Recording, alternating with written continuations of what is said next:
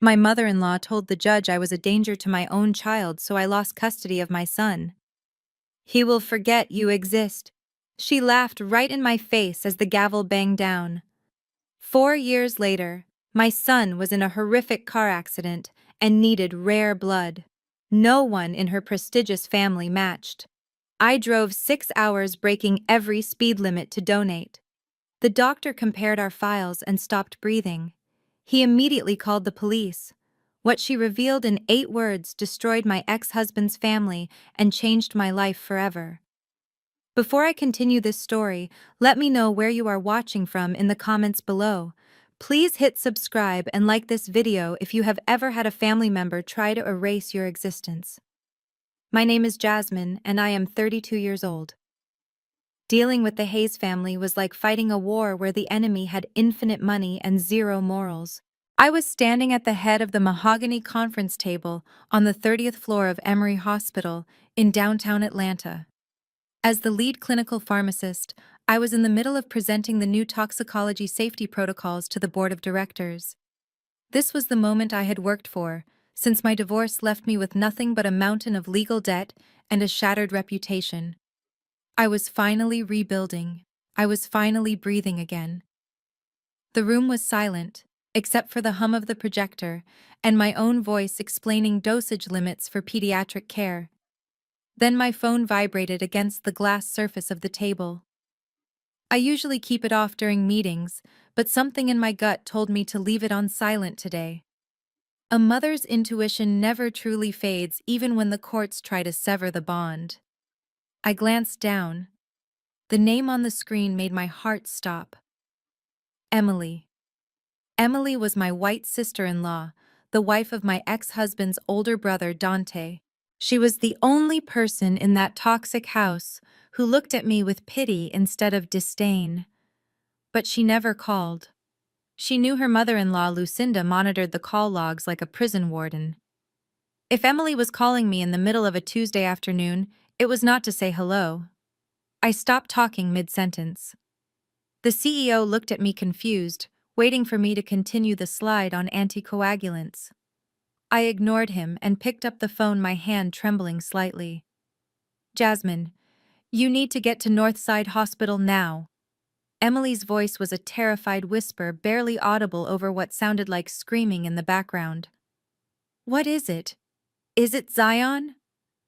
My knees went weak at the mention of my 6-year-old son, the son I hadn't been allowed to hug in 1460 days. There was an accident, Emily sobbed. Terrence was driving. He was distracted, arguing with his mother on speakerphone. They hit a divider on the highway. Zion lost a lot of blood, Jasmine. It is bad. Lucinda told everyone not to call you. She said you have no rights.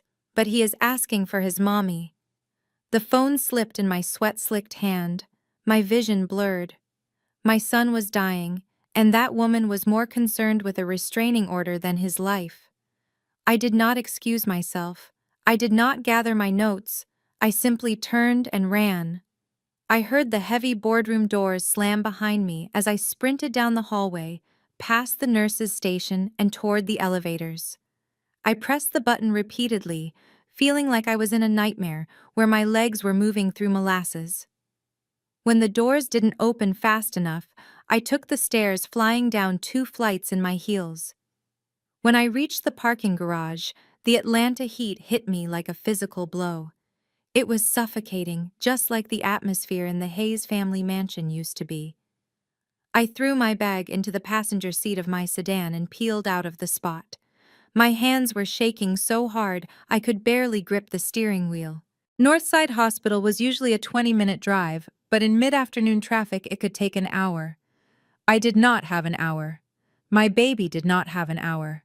I merged onto the highway, cutting off a delivery truck. I didn't care about the horn blasting behind me. All I could see was Zion's face the last time I saw him. He was 2 years old, crying as the court-appointed officer pulled him from my arms. Lucinda had stood there in her designer suit, smiling that cold reptilian smile. She had won. She had painted me as an unstable, aggressive woman from the wrong side of the tracks, who was unfit to raise an heir to the Hayes dynasty. I pressed the gas pedal down. The speedometer climbed past 80, then 90. I weaved through the lanes, my heart pounding a frantic rhythm against my ribs. Please, God, don't take him, I prayed aloud, my voice cracking in the empty car. Don't let that woman win this too. I remembered the last legal letter I received from them. It was a cease and desist because I had sent Zion a birthday card. They claimed it was harassment. They claimed I was confusing the child. They wanted to erase me. They wanted Zion to think he had no mother.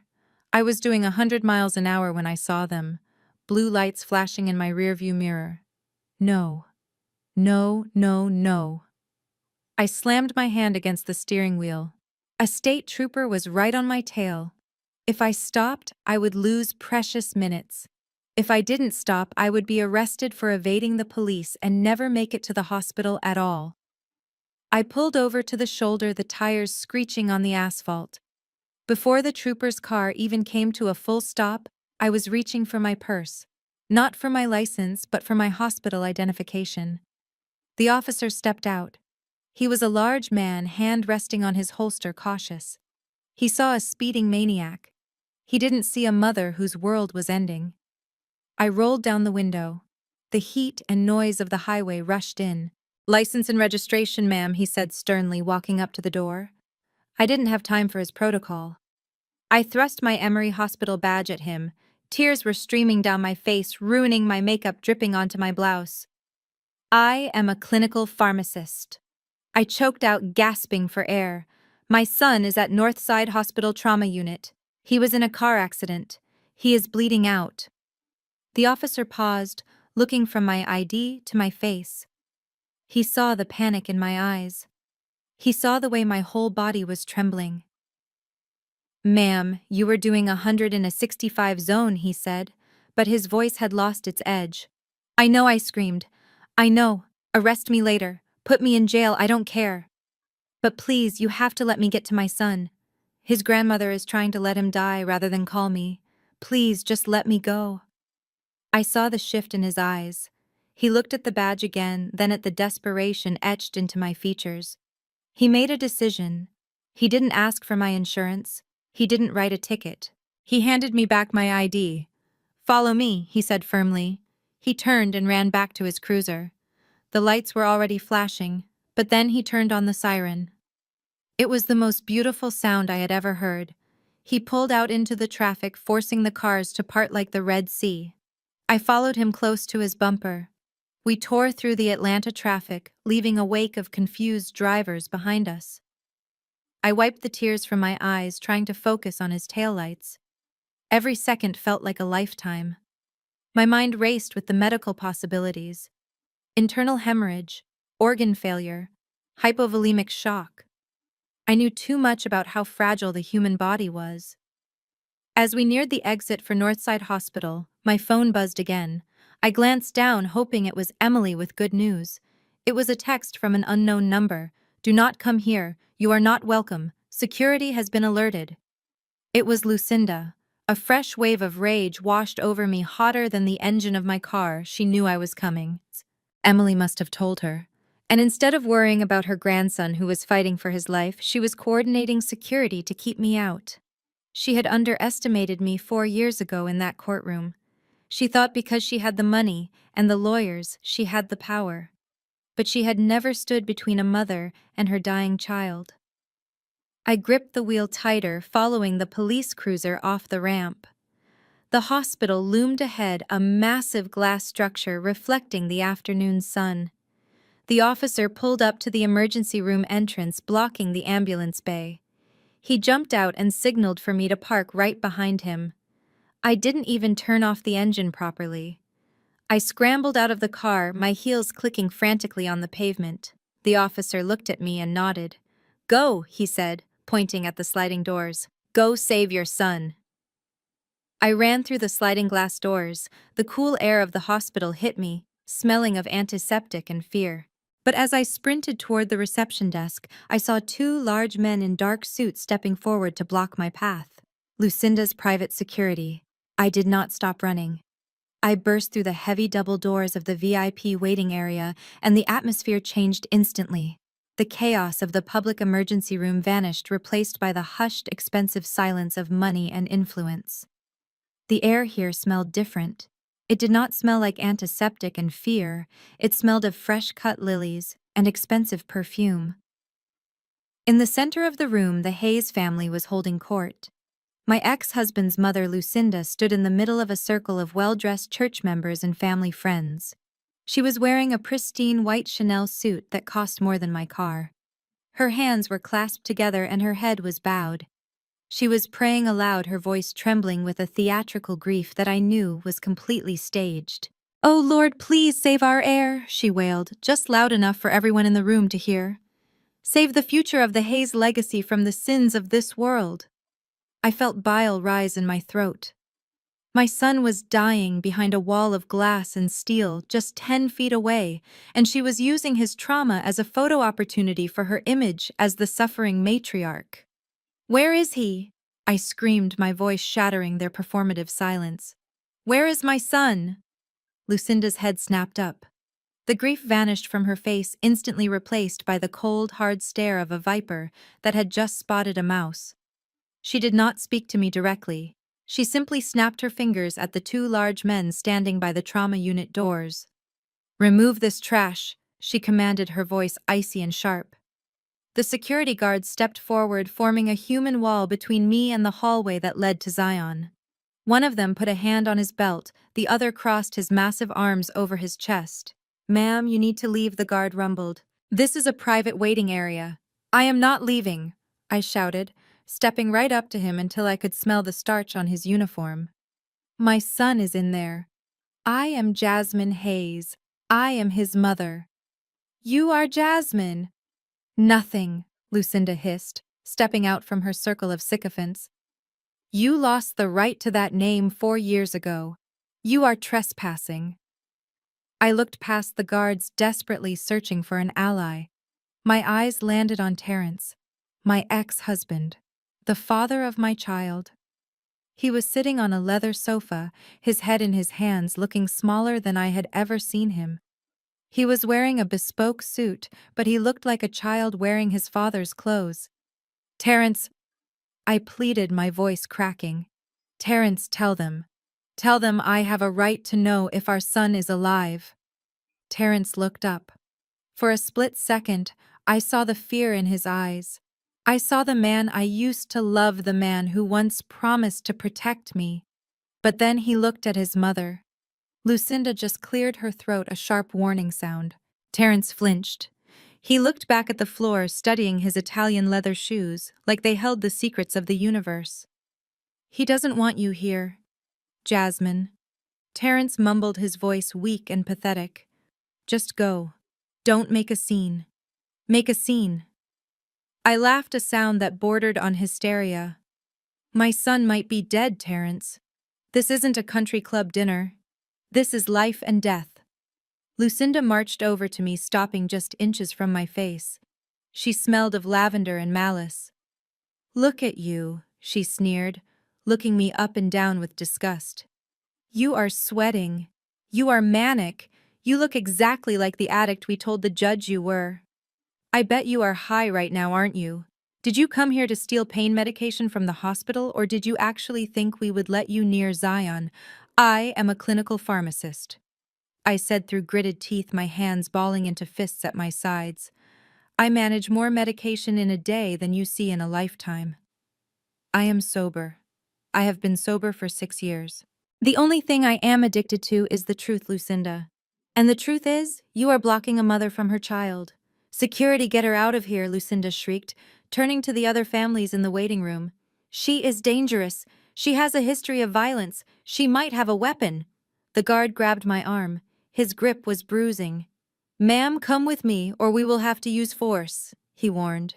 "Get your hands off me," I yelled, trying to wrench my arm free. "I am not leaving until I see a doctor." As if summoned by my desperation, the automatic doors to the trauma unit whooshed open. The air in the room shifted again. The temperature seemed to drop 10 degrees. A man in surgical scrubs stepped out.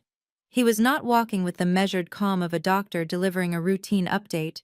He was rushing, His surgical cap was askew and sweat was dripping down his forehead, soaking into his paper mask. This was Dr. Hayes, the chief of trauma.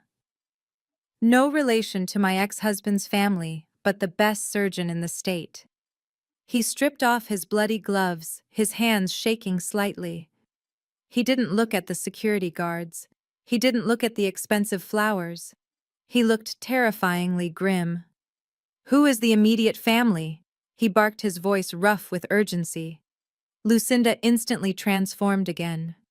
She pushed past the security guard, shoving me aside with her shoulder.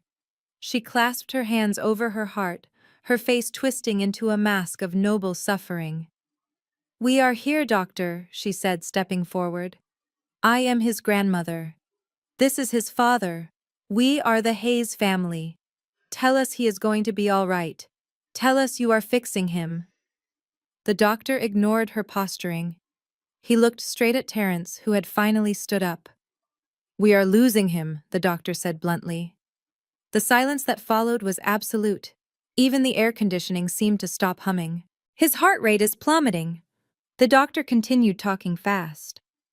"We have managed to stop the internal bleeding from the spleen, but he has lost too much volume. He is in hypovolemic shock. His organs are shutting down one by one." "Well, give him blood." Lucinda snapped, her tone shifting from prayerful to demanding. "Why are you standing here talking to us? Give him a transfusion. We have the platinum insurance plan. Do whatever it costs. We cannot transfuse him," the doctor said, running a hand over his exhausted face. "That is why I am here. We have a critical problem." "What problem?" Terence asked, his voice trembling. "We have exhausted the hospital's supply of O-negative blood," the doctor explained. "And even if we had it, Zion is rejecting the universal donor blood. He is having a severe autoimmune reaction. It is something I have rarely seen. His body is attacking the donor blood like it is a virus." Lucinda scoffed, waving her hand dismissively. "Well, that is ridiculous. Just use family blood." "We are here. We are healthy. Take mine. Take his father's. We are direct blood relatives." I tried to step forward, but the guard tightened his grip on my arm. "Let me go," I hissed at him. Lucinda heard me and spun around, her eyes flashing with triumph. "Oh no," she said, pointing a finger at me. "Do not even think about it. We do not need her. Doctor, take my blood. Take Terence's blood. We are the pure bloodline. We do not want her contaminated blood anywhere near my grandson. She is a drug addict. Her blood is poison." I stared at her in disbelief. My son was dying inside that room, and she was still playing her sick game of superiority. She would rather risk his life than admit that I might be necessary. "Doctor," I said, shouting over Lucinda's shoulder. "I am his mother. I am clean. I have medical records to prove it. Test me." Lucinda stepped in front of the doctor, blocking his view of me. "Ignore her," she commanded. "She is hysterical and unfit. Use our blood. We are ready." The doctor looked between Lucinda's arrogant face and Terence's pale, terrified one. He took a deep breath. He looked like a man who was about to deliver a death sentence. "You do not understand," he said, his voice dropping to a whisper that echoed like a scream in the quiet room. "We do not have time to test you and wait for processing," he said, looking at his watch. "We do not have time to argue about insurance or custody. Zion is entering cardiac arrest right now." He looked up and his eyes were haunted. "I need a donor with a specific rare profile immediately. I am talking about O-negative or something even rarer. If anyone here has that blood type, step forward now. If you do not have it, he will be dead in 5 minutes." Lucinda froze. Her mouth opened, but no sound came out. "I am type A," she whispered. Terence looked at the floor, tears streaming down his face. "I am O positive," he choked out. The doctor closed his eyes for a second, defeated. "Then we have nothing," he said. I ripped my arm out of the security guard's grasp. The adrenaline gave me the strength of 10 women. I shoved past the guard. I shoved past Lucinda, knocking her back onto the leather sofa. I stepped right up to the doctor. I rolled up the sleeve of my blouse, revealing the crook of my arm. "I am Rach Null," I said, my voice steady and clear, cutting through the panic. I am the golden blood type, and I am his mother. Take me. The doctor's eyes snapped open. He looked at me, then at my arm, then back at my face. He didn't ask for ID. He didn't ask for insurance. He saw the truth in my eyes. Get her a gurney, he roared at the nurse's station, kicking the doors open. We are running this live. As I ran past Lucinda following the doctor into the trauma unit, I saw her face. She wasn't praying anymore. She looked terrified. And for the first time, I realized she wasn't scared that Zion would die. She was scared that I would save him. The doors to the trauma unit swung open, and I watched as Lucinda marched inside like she owned the entire hospital. Terrence followed her, looking pale and shaky, his eyes darting around the sterile environment, as if he expected to catch a disease just by breathing the air. I tried to follow them, but the security guard stepped in front of me, his massive frame blocking the doorway. Stay here, he grunted. I wanted to scream. I wanted to claw his eyes out. But I knew that if I caused a scene now, they would throw me out of the building and I would never know if my son lived or died. So I stood there trembling with rage, watching through the small glass window in the door. Inside the trauma room, it was chaos. Nurses were running back and forth with bags of saline and trays of instruments. In the center of the room, lying on a bed that looked too big for him, was Zion. My baby. He looked so small. His skin was the color of ash, and there were tubes coming out of everywhere. Lucinda was standing next to the bed, not holding his hand but arguing with a nurse. She was pointing at her own arm, demanding to be hooked up. We are ready, she announced loudly, her voice muffled by the glass but still audible. Do not waste time with paperwork. Take the blood from us. We are the Hayes family. Our blood is the best you will find. The doctor looked exhausted. He signaled to a phlebotomist who quickly moved in to take samples from both Lucinda and Terrence. They didn't even flinch. They looked proud. They looked like they were bestowing a great gift upon the medical staff. I watched as the vials of dark red blood were drawn. Lucinda looked at her own blood with a twisted sort of reverence. See, she said to the nurse, pure, strong. That is what he needs, not that trash from the street. She was talking about me. Even as our son lay dying, she couldn't stop the hate. The nurse took the vials and ran them over to the rapid testing machine in the corner of the room. It was a high-tech device that could cross-match blood types in minutes. The room went silent as everyone waited. All eyes were on the small screen of the machine. I pressed my face against the glass of the door, my breath fogging it up. Please, I whispered. Please let it match. I don't care if it comes from her. Just save him. The machine beeped. A red light flashed. The nurse looked at the screen and frowned. She typed something on the keyboard and ran the test again. What is taking so long? Lucinda demanded, tapping her foot impatiently. Just put the needle in. He needs it now. The nurse turned around slowly, holding a printout. She looked terrified. I am sorry, Mrs. Hayes, she said, her voice shaking. We cannot use your blood. Lucinda froze. What did you say? The nurse swallowed hard. It is not a match. Neither of you. That is a lie, Lucinda shrieked. Her composure finally cracked. That is a lie. I am his grandmother. This is his father. How can we not match? The nurse looked at the doctor for support. The doctor stepped forward, reading the printout over the nurse's shoulder. He shook his head gravely. Mrs. Hayes, you are type A. Terrence is type O positive. Normally, O positive is a universal donor, but Zion is presenting with a rare antigen profile. His body is rejecting standard blood types. If we give him your blood, his immune system will attack it, and he will die within minutes. Lucinda's face turned a shade of purple I had never seen before. She grabbed the metal rail of the bed, rattling it violently. Check the machine, she screamed. The machine is broken. This is a top-tier hospital and you have broken equipment. My grandson is a Hayes. He has my blood running through his veins. Do you hear me? He is one of us. The doctor tried to calm her down, but she was hysterical. She couldn't accept that her precious lineage wasn't enough to save him. She couldn't accept that biology didn't care about her bank account or her last name. Terrence looked like he was going to be sick. He slumped against the wall, sliding down until he was sitting on the floor. "What do we do?" he whimpered. "What do we do if we can't give him blood?" "We need a specific donor," the doctor said, his voice rising over Lucinda's screams. "We need someone with a very specific genetic marker, someone who shares this rare anomaly." I didn't wait for permission. I didn't wait for the guard to stop me. I slammed my shoulder into the double doors, pushing them open with a crash. The guard tried to grab me, but I was already inside. "Test me," I said, my voice ringing out in the chaotic room. Lucinda spun around, her eyes wild. "Get her out! Get her out of here! She is contaminating the room." I ignored her. I walked straight up to the doctor. I ripped off my blazer, throwing it on the floor. I rolled up the sleeve of my blouse. My arm was covered in scars. Old faded silvery lines from a car accident when I was a teenager.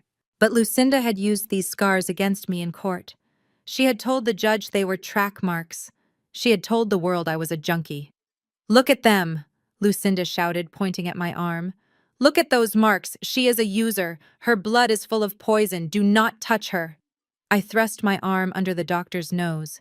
"These are surgical scars," I said, staring him dead in the eye. "You know the difference, doctor. And you know I am his mother. If he has a rare antigen, he got it from me." The doctor looked at my arm, then at my face. He saw the truth. He saw the desperation. "Nurse," he barked, "draw her blood, now." "No." Lucinda lunged forward, trying to knock the needle out of the nurse's hand. "I forbid it. I am his legal guardian. I do not consent." "Security!" the doctor roared, pushing Lucinda back. "Restrain her. This is a medical emergency. Implied consent applies when a life is at risk. Get her back." Two orderlies grabbed Lucinda by the arms, dragging her away from the bed. She kicked and screamed, cursing me, cursing the hospital, cursing God. "You will kill him," she shrieked. "You are putting filth into his veins." I didn't look at her. I looked at Zion. I reached out and touched his small, cold hand. "It is okay, baby," I whispered. "Mommy is here." The nurse found a vein instantly. I watched my blood flow into the vial. It looked dark and rich. "Run it," the doctor ordered. The nurse ran to the machine. The seconds ticked by like hours. The only sound in the room was the steady beeping of the heart monitor, which was getting slower and slower. Beep, beep, beep. "Come on," I prayed. "Come on." The machine beeped. A green light flashed. The nurse gasped. She covered her mouth with her hand. "Doctor," she said, her voice filled with awe. "Look at this." The doctor ran over. He stared at the screen. He adjusted his glasses. He looked at me with an expression of total shock. "It is a perfect match," he said. "It is renewal, the golden blood. It is one of the rarest blood types in the world." He turned to the team. "Prep her for direct transfusion immediately. We don't have time to bag it. We are going vein to vein." He looked at me. "You are going to save his life," he said. Lucinda stopped struggling. She went completely still in the grip of the orderlies. She stared at me. She stared at the machine that proved undeniable scientific compatibility. "That is impossible," she whispered. "That is impossible." "Why is it impossible, Lucinda?" I asked, my voice cold and hard as the nurses began to hook me up to the machines. "Why is it impossible that a mother can save her own son?" She didn't answer. But the look in her eyes wasn't just hatred anymore. It was fear, pure, unadulterated fear, because she knew that this blood test proved more than just compatibility. It was the first loose thread in a tapestry of lies she had been weaving for 6 years, and I was about to pull it. The doctor began the transfusion. I watched my blood travel through the clear plastic tube. I watched it enter Zion's body. I closed my eyes and let the darkness take me as they drained my strength to give it to him. I was ready to die if it meant he would live. And I was ready to destroy anyone who tried to stop me. I lay back in the medical recliner watching the dark red fluid travel through the clear tubing. It was a lifeline of crimson connecting me to the small, broken body of my son, just a few feet away. The rhythmic pumping of the machine was the only sound in the room, a steady mechanical heartbeat that had replaced the terrifying silence of moments ago. I felt a strange coldness spreading through my arm, but my chest burned with a fire that had been smoldering for 4 years. Dr. Hayes was monitoring the monitors, his brow furrowed in concentration. The numbers on Zion's vitals were stabilizing slowly but surely. My blood, the blood Lucinda called poison, was bringing him back from the brink. Suddenly, the door to the trauma room cracked open just a sliver. I tensed, expecting to hear Lucinda's screeching voice or see a security guard coming to drag me out. But it was Emily. My ex-sister-in-law slipped inside, closing the door softly behind her. She looked like a ghost. Her blonde hair was disheveled and her expensive makeup was streaked with mascara tears. She pressed her back against the door, breathing hard as if she had just run a marathon. "Emily," I whispered, my voice raspy from the stress. "What are you doing here? If Lucinda sees you, she will destroy you." Emily didn't answer immediately. She walked over to my chair, her hands trembling. She looked at the tube running from my arm to Zion. Then she looked at Zion's pale face. A fresh wave of tears spilled over her cheeks. "I had to tell you," she choked out. "I couldn't keep it inside anymore, Jasmine. Not when I saw you running down that hallway. Not when I saw you willing to die for him." "Tell me what, Emily?" I asked, sitting up slightly, despite the dizziness that washed over me. She looked at the doctor, then back at me. She lowered her voice to a frantic whisper. "The accident today. It wasn't just an accident. I mean, the crash was real, but Zion, he shouldn't have been bleeding like that. He shouldn't have been so weak." My pharmacist brain kicked into high gear. "What do you mean he shouldn't be so weak? The pictures you post on Facebook show him playing soccer. They show him swimming. He looks healthy." Emily shook her head violently. "It is all staged, Jasmine. All of it. Lucinda hires a photographer. She poses him. She tells him to smile or he won't get dinner. But the reality is different. For the last 4 years, Zion has been sick. Constantly sick." I felt a chill that had nothing to do with the blood loss. "Sick how?" "He is always tired," Emily said, wringing her hands. "He sleeps 12 hours a day. He complains that his joints hurt. And the bruises, Jasmine. God, the bruises.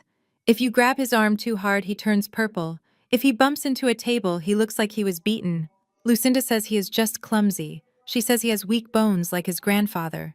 "That is not weak bones," I said, my mind racing through diagnostic checklists. "That sounds like a coagulation disorder. Has she taken him to a specialist?" Emily let out a bitter laugh. "That is just it. She never takes him to a real doctor. Never. She has a concierge doctor, a private man who comes to the house. He writes whatever prescriptions she wants. She fired the last nanny because she tried to take Zion to the ER when he had a nosebleed that wouldn't stop for 3 hours. A nosebleed for 3 hours. My heart hammered against my ribs. "Emily, what is she giving him?" I asked, grabbing her wrist. "You said she writes her own prescriptions. What is Zion taking?" Emily looked terrified. She glanced at the door as if expecting Lucinda to burst through it with a weapon. "She calls it his special vitamins," Emily whispered. "She mixes it herself every morning. In his juice. She stands there and watches him drink it. She says it is an herbal supplement from Europe to boost his immune system." "What does it look like?" I demanded, squeezing her wrist. "What does the powder look like?" "It is blue," Emily said. "A pale, chalky blue powder. It has no label. It comes in a clear jar she keeps in her bedroom safe. Blue powder." My mind flashed through every medication I knew. Blue powder could be anything. It could be electrolytes. It could be generic Viagra. But in the context of unexplained bruising, bleeding gums, and extreme fatigue, blue powder meant something else entirely. "Did it have a smell?" I asked, my voice turning deadly calm. "When she mixed it, did you ever smell it?" Emily closed her eyes, trying to remember. "Once," she said. "I knocked the glass over by accident. It smelled bitter. Like old almonds or chemicals. Bitter almonds. Cyanide. No, Zion would be dead instantly.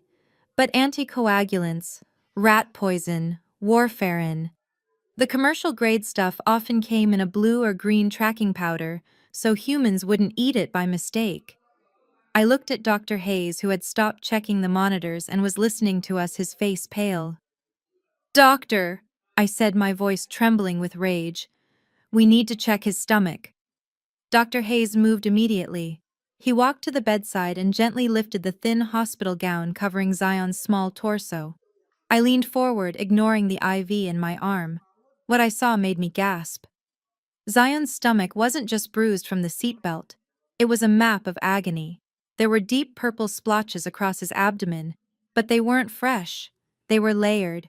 Some were yellow and fading, some were greenish-brown, some were angry and red.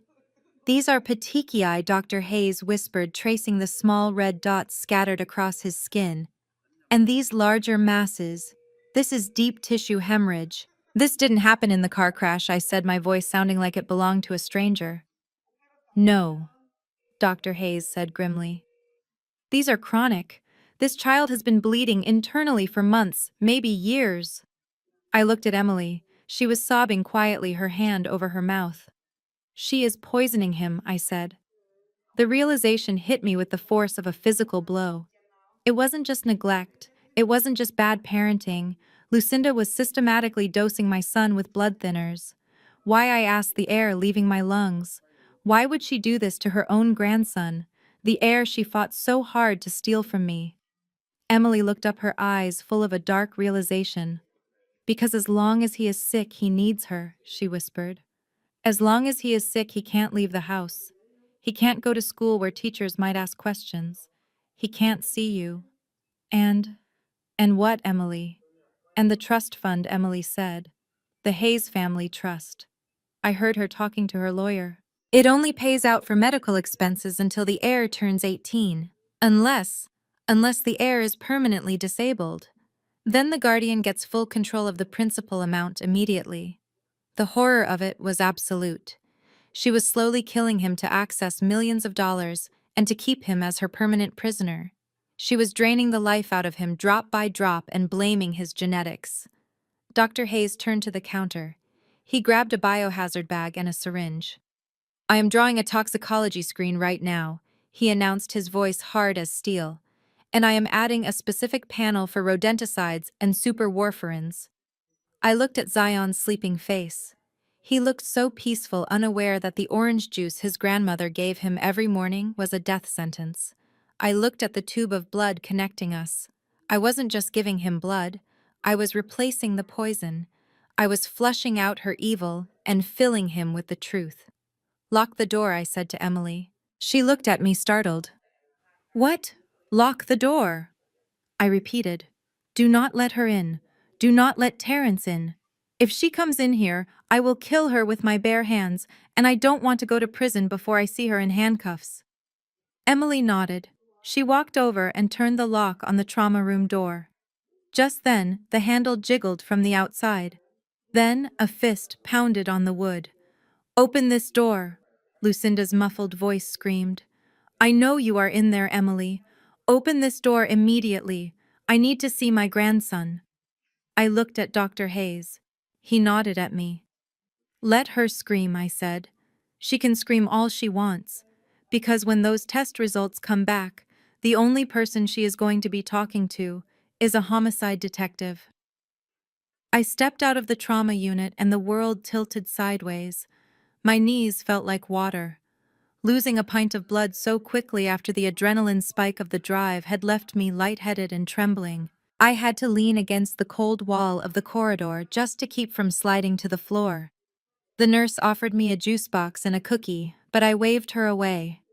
I could not eat. Not when the predator was waiting for me just 10 feet away. Lucinda was pacing back and forth in the private waiting area, her heels clicking against the linoleum like gunfire. She had her phone pressed to her ear and her back was to me. I could hear every word she was saying, and it made my blood boil all over again. "Yes, I want her arrested immediately," Lucinda hissed into the phone. "She assaulted private security. She invaded a sterile medical environment.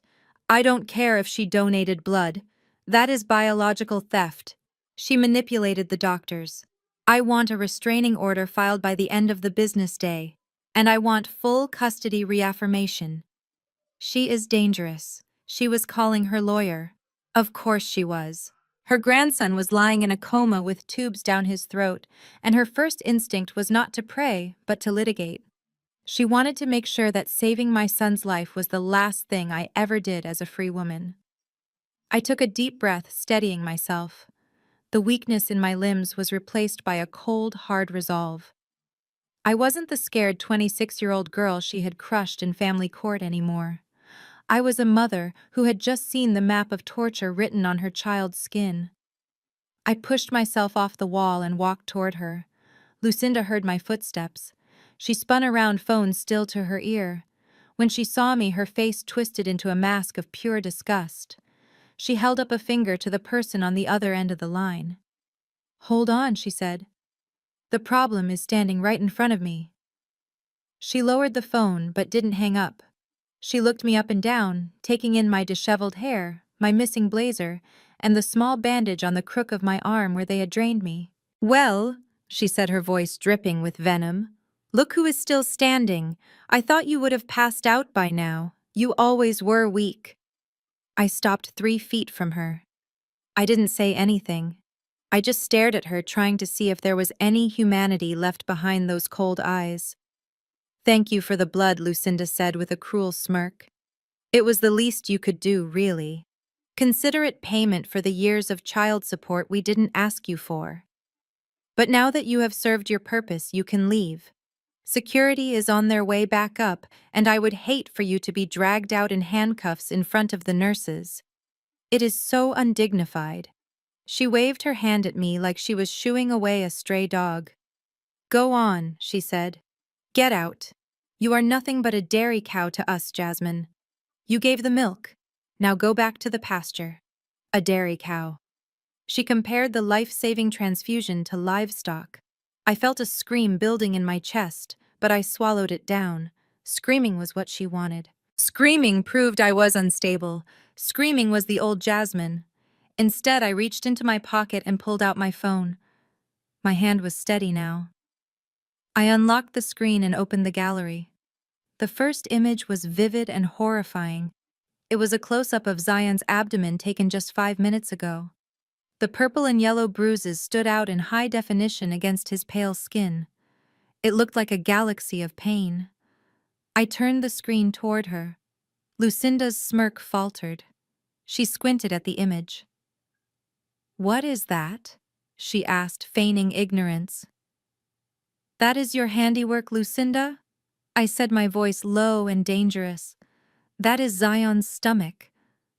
I saw it when the doctor lifted his gown. Those are not from the car accident. Those are old bruises, layer upon layer of internal bleeding." Lucinda laughed, a nervous, brittle sound. "You are delusional," she scoffed. "He plays soccer. He is an active boy. Boys get bruises. Boys get shin splints," I corrected her. "Boys get scraped knees. Boys do not get deep tissue hemorrhaging that indicates chronic anticoagulant poisoning." I swiped to the next photo. A close-up of the petechiae, the small red dots that screamed of a clotting disorder. "I know what you are doing," I continued, stepping closer to her. "I spoke to Emily. I know about the special blue powder you put in his juice every morning. I know you forbid him from seeing real doctors." Lucinda's face went pale. The hand holding her phone dropped to her side. "You are crazy," she whispered. "You are a paranoid, vindictive woman trying to frame me." "Maybe," I said, shrugging my shoulders. "Maybe I am crazy. But do you know who isn't crazy? The Georgia Department of Child Protective Services." I tapped the share icon on my screen. My thumb hovered over the email address for the regional CPS director, a contact I had saved from my own custody battle years ago. "I am reporting this right now," I said. "I am attaching these photos. I am attaching Emily's statement. And I am attaching the toxicology request that Dr. Hayes just sent to the lab. Once I hit send, they will be here within the hour. They will take Zion into emergency state custody. You will never see him again. The Hayes Trust Fund will be frozen pending a criminal investigation. Lucinda stared at my thumb. For the first time in 6 years, I saw genuine terror in her eyes. It wasn't the fear of losing a grandson. It was the fear of losing control. It was the fear of losing the money. She hung up on her lawyer. She slipped the phone into her pocket and took a step toward me. Her entire demeanor changed. The sneer vanished, replaced by a soft, pleading expression that was even more terrifying because it was so fake. "Jasmine," she said, her voice dropping to a sweet, cajoling tone. "Jasmine, honey, wait. Let's not be hasty. Think about Zion. Do you really want him in the foster system? Do you want strangers watching him while he recovers?" "I want him away from you," I said firmly. "Look, I know we have had our differences," Lucinda said, smoothing the front of her Chanel suit. "I know I have been hard on you, but I was just protecting the family. Maybe I was too strict with his vitamins. I was just trying to keep him healthy." She reached out and touched my arm. I flinched away from her like she was radioactive. "How about this?" she said, lowering her voice to a conspiratorial whisper. "You don't send that email. You delete those photos right now. And in exchange, I will grant you visitation." I stared at her. "You will what I will tell the lawyers to draft a new agreement," Lucinda said, smiling tightly. "Supervised visitation. Once a month. You can come to the house. You can see him. You can sit with him. Isn't that what you want? Isn't that what you have been begging for? It was a deal with the devil. She was offering me crumbs of my own child in exchange for her freedom. She thought I was desperate enough to take it. She thought I was stupid enough to trust her. Once a month, I repeated, pretending to consider it. "Yes," Lucinda said, nodding eagerly. "We can start next week. Just delete the photos, Jasmine. We don't need the authorities involved. This is a family matter. We can handle it like family." I looked at the phone. I looked at the send button. Then I looked at the trash icon. I knew exactly what she would do. As soon as I deleted them, she would have me arrested anyway. She would destroy the agreement. She would bar me from the house. But I needed time. I needed the toxicology results to come back before the police arrived. I needed Dr. Hayes to have the hard science to back up my accusations. If I called CPS now, she might talk her way out of it before the labs were done. I need to play her game, I thought, just for one more hour. "Okay," I said, letting my shoulders slump. "Okay, Lucinda. I just want to see my son." "Good choice." Lucinda breathed a sigh of relief. "You are being a good mother, Jasmine. Now delete them." I held the phone up so she could see. I selected the photos. I pressed the trash can icon. "Delete items." The prompt appeared. I pressed yes. The photos vanished from the gallery. "There," I said, showing her the empty album. "They are gone." Lucinda smiled. It was the smile of a predator who had just escaped a trap. "Excellent," she said. "I will have my lawyer draw up the papers. You can go now, Jasmine. We will be in touch." She turned her back on me immediately, dismissing me once again. She pulled her phone back out, probably to call the security team to escort me out. I turned and walked away, my heels clicking softly on the floor. I walked toward the elevators, my head held high. Lucinda thought she had won. She thought the evidence was gone. But she was from a generation that didn't understand technology. She didn't understand the cloud. As I stepped into the elevator and the doors closed, blocking her from my view, I pulled my phone back out. I opened the hidden folder app. Upload complete. The photos were safe, and not only were they in the cloud, I had already auto-forwarded them to Dr. Hayes's secure hospital email server the moment I took them. I leaned my head against the cool metal of the elevator wall and closed my eyes. "Enjoy your victory lap, Lucinda," I whispered, "because the race isn't over. It has just begun." Dr. Hayes stepped into the cool, sterile silence of the pathology laboratory, leaving the chaos of the hallway behind him. The air conditioning hummed with a low, steady drone that usually helped him think, but today it sounded like a countdown. He walked straight to the high-resolution digital microscope where the technician had already prepared the slides. The room was bathed in the soft blue glow of computer monitors. This was his sanctuary. Out in the waiting room, people lied. They postured and threatened and sued. But in here, under the lens of a microscope, cells could not lie. DNA did not care about trust funds or designer suits. He sat down on the stool and leaned forward, pressing his eyes to the viewfinder. The first slide was the cross-match between Jasmine and Zion. It was beautiful. In his 30 years of medicine, Dr. Hayes had never seen a match this perfect, especially with a blood type as volatile as Null. The red blood cells from the mother were interacting with the son's plasma with zero resistance. It was as if they were two pieces of the same soul finding each other across a chemical divide. There was no clumping, no antibody attack. It was biological harmony. He pulled back and looked at the computer screen where the genetic markers were listed. Jasmine's file, which he had pulled from the hospital archives, was open on the left. Zion's current profile was on the right.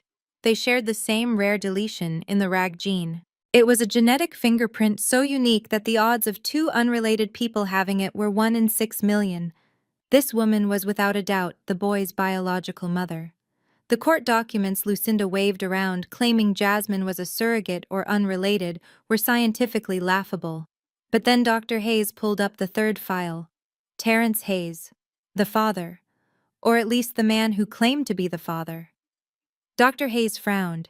He tapped a few keys overlaying Terrence's genetic profile onto Zion's. Something was wrong. He cleaned his glasses and looked again. He zoomed in on chromosome 15. The Hayes family was famous in Atlanta not just for their money, but for their distinctive look. They were tall, broad-shouldered, and they all had deep, dark brown eyes. It was a dominant trait. Terrence had it. Lucinda had it. Every Hayes going back 3 generations had it. But Zion had eyes that were a strange, shifting color, a mix of brown and emerald green. Dr. Hayes had always assumed it was a mutation or a recessive gene from the mother. But looking at Jasmine's file, she had dark eyes too. He scrolled down to the hair texture markers. Zion had a specific allele for a tight, coiling curl pattern, a recessive trait. Terrence's profile showed 2 dominant alleles for a looser wave. Biologically speaking, 2 parents with those specific dominant markers could not produce a child with Zion's specific recessive traits. It was like adding 2 plus 2 and getting 5. Dr. Hayes felt a cold sweat prickle on the back of his neck. He wasn't just looking at a medical anomaly. He was looking at a lie. A lie that had been buried in a petri dish 5 years ago. If Terrence was the biological father, this genetic combination was impossible. He sat back in his chair, his heart racing. He thought about Lucinda's obsession with the bloodline, her constant speeches about the Hayes legacy, her desperation to use her own blood even when it was incompatible. She knows, he thought. Deep down, she knows he isn't a match. He reached for the phone on the desk. He dialed the internal extension for the genetic testing lab. "This is Dr. Hayes," he said, his voice low and urgent.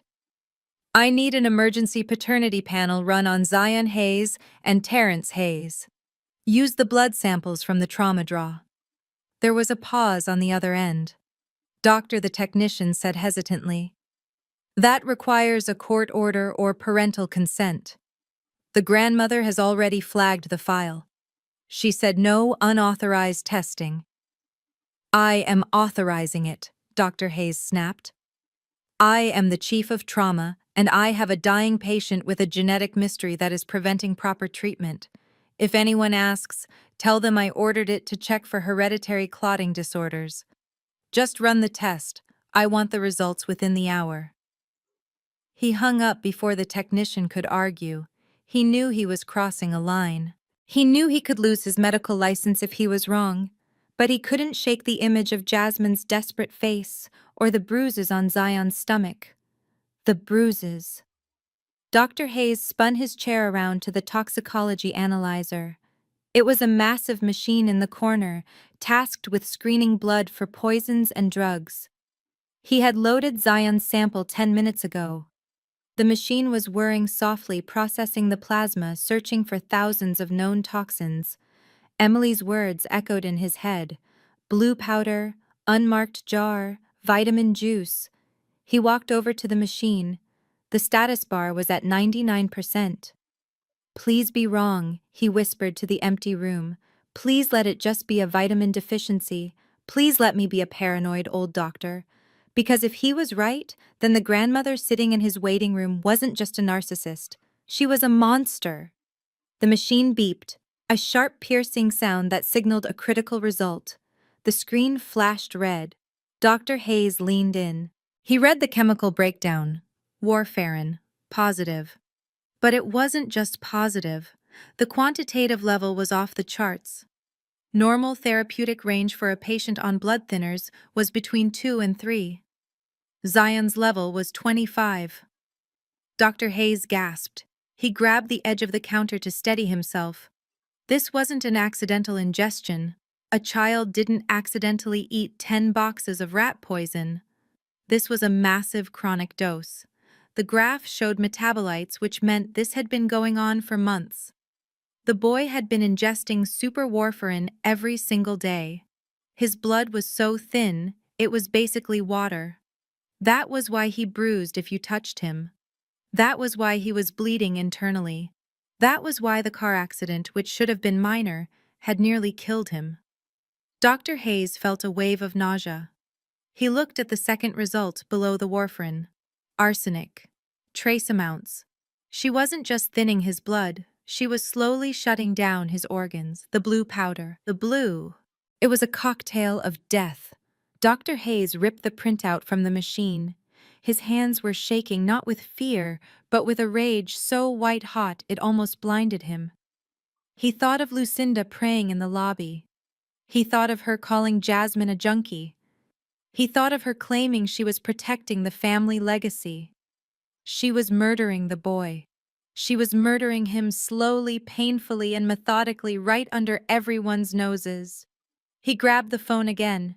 This time he didn't dial the lab. He dialed a number he rarely had to use.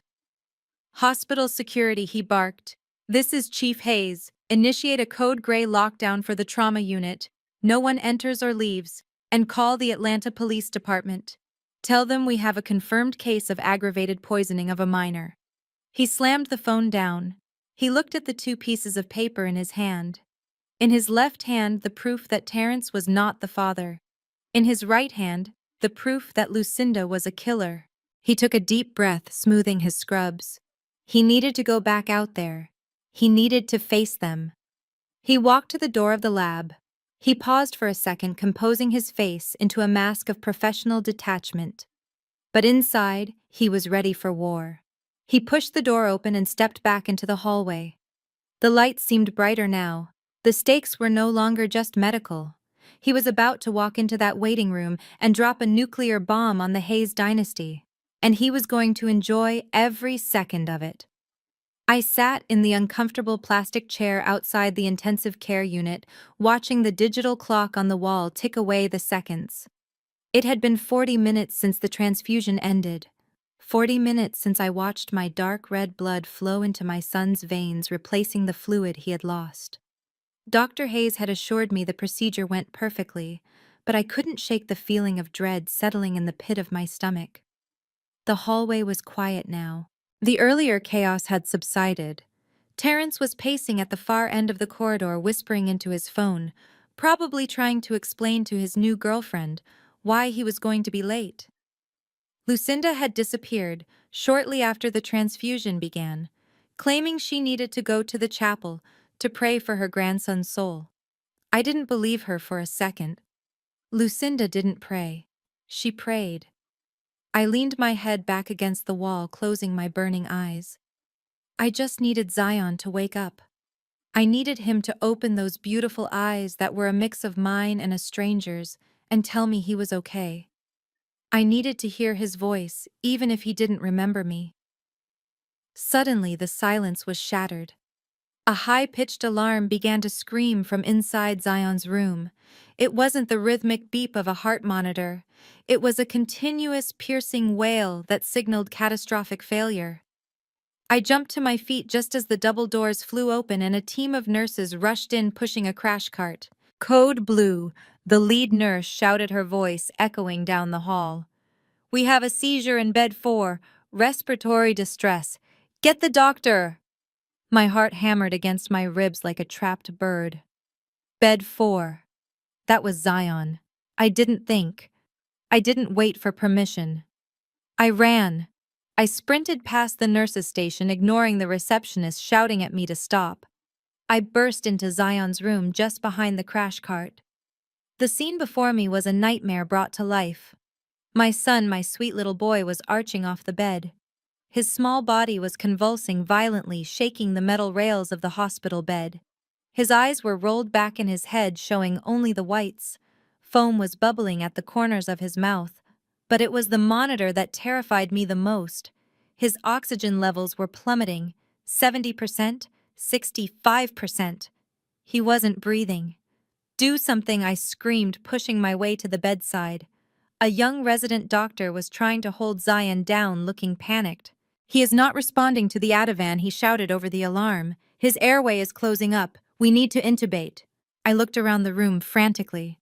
What had happened? He was stable 5 minutes ago. Transfusion reactions didn't look like this. This wasn't an allergic reaction. This was neurological. Then I saw her. Lucinda was standing in the corner of the room, pressed against the shadows. She wasn't praying. She was watching. Her hands were clutching her purse tightly to her chest, and her eyes were wide, not with fear, but with anticipation. On the bedside table next to Zion's half-empty water pitcher sat a small plastic cup, a cup that hadn't been there when I left the room. I looked at the cup. There was a small amount of water left in the bottom, but it looked cloudy. There was a faint blue residue on the rim. She had been here. While the nurses were changing shifts, she had slipped in. She had given him a drink. Rage hotter than anything I had ever felt exploded in my chest. She had tried to finish what she started. She knew my blood was saving him, and she couldn't allow that. She needed him weak. She needed him to crash so she could blame my blood. She wanted to prove to the world that I was poison, even if it meant killing him to do it. I lunged toward the bed, leaning over my son. I grabbed his face, forcing his mouth open slightly to check his airway. And then I smelled it. Underneath the metallic scent of blood and the antiseptic smell of the hospital, there was something else on his breath. It was faint, but undeniable to a trained pharmacist. It smelled bitter, sharp, like crushed almonds and chemical fertilizer. It was the smell of high-grade rodenticide mixed with an accelerant. "He has been poisoned," I screamed, turning to the resident. "This is not a seizure. This is a cerebral hemorrhage induced by superwarfarin. He is bleeding into his brain." The resident looked at me like I was crazy. "Ma'am, please step back," he yelled, reaching for a sedative. "We are treating him for a transfusion reaction. Your blood caused this." "No!" I roared, grabbing the resident's wrist. "My blood is perfect. Look at his gums."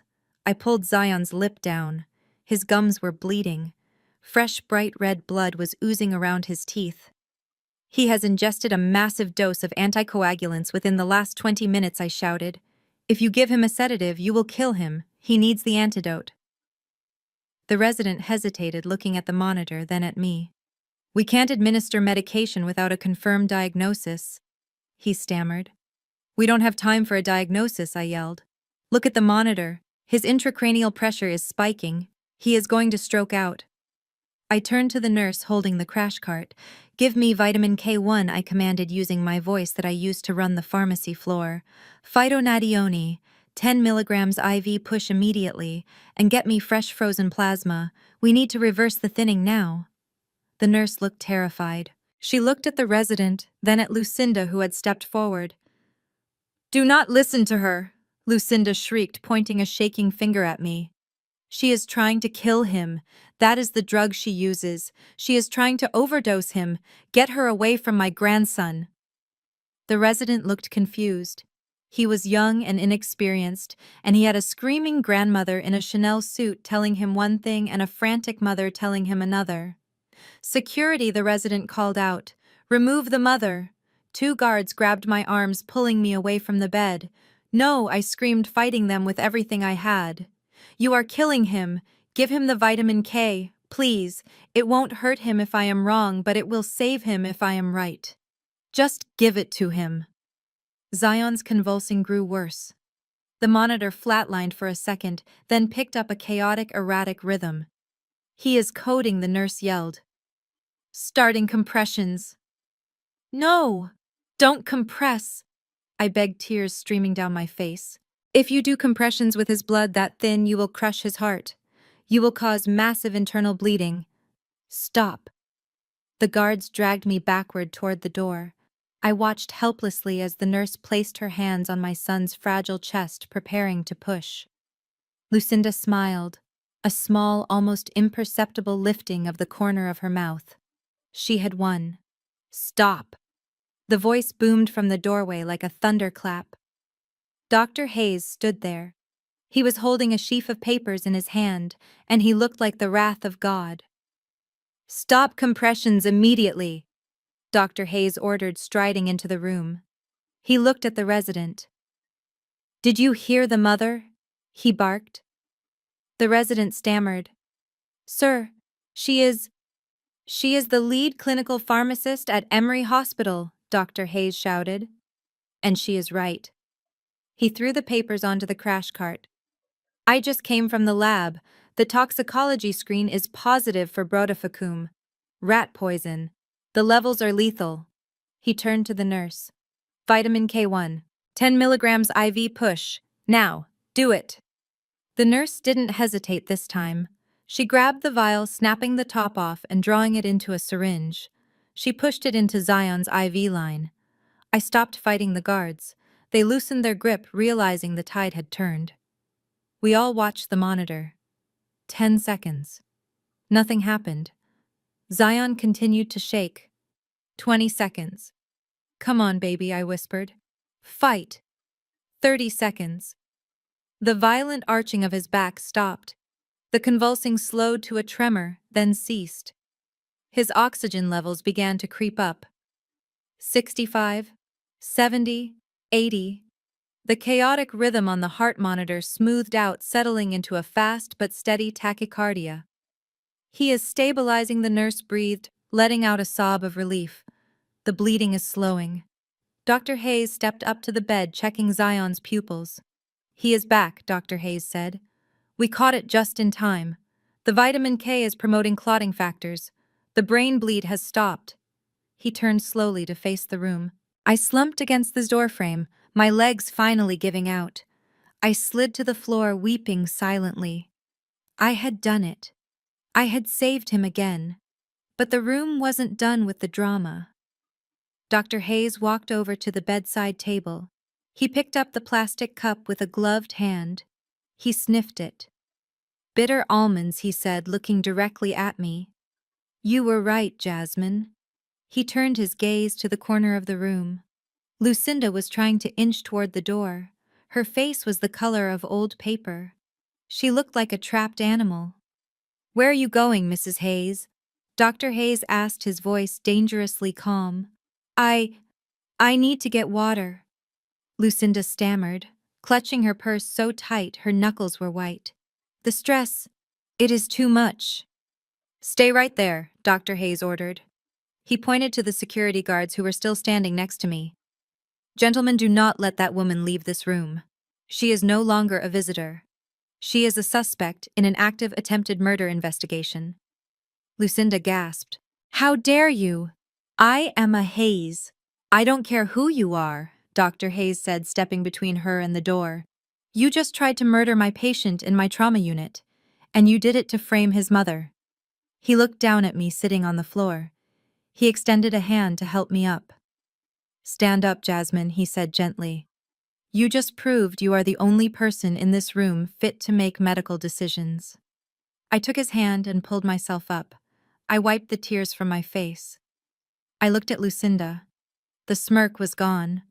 The arrogance was gone. All that was left was the trembling fear of a woman who knew her house of cards had just been set on fire. And I was holding the match. The atmosphere in the trauma unit shifted from medical urgency to something far more dangerous. The air grew heavy with a tension that made it hard to breathe. I sat on the floor next to my son's bed, holding his hand, which was finally starting to feel warm again. The monitors were steady now, the rhythmic beep providing a stark contrast to the storm that was brewing just outside the glass doors. Dr. Hayes did not return to his office.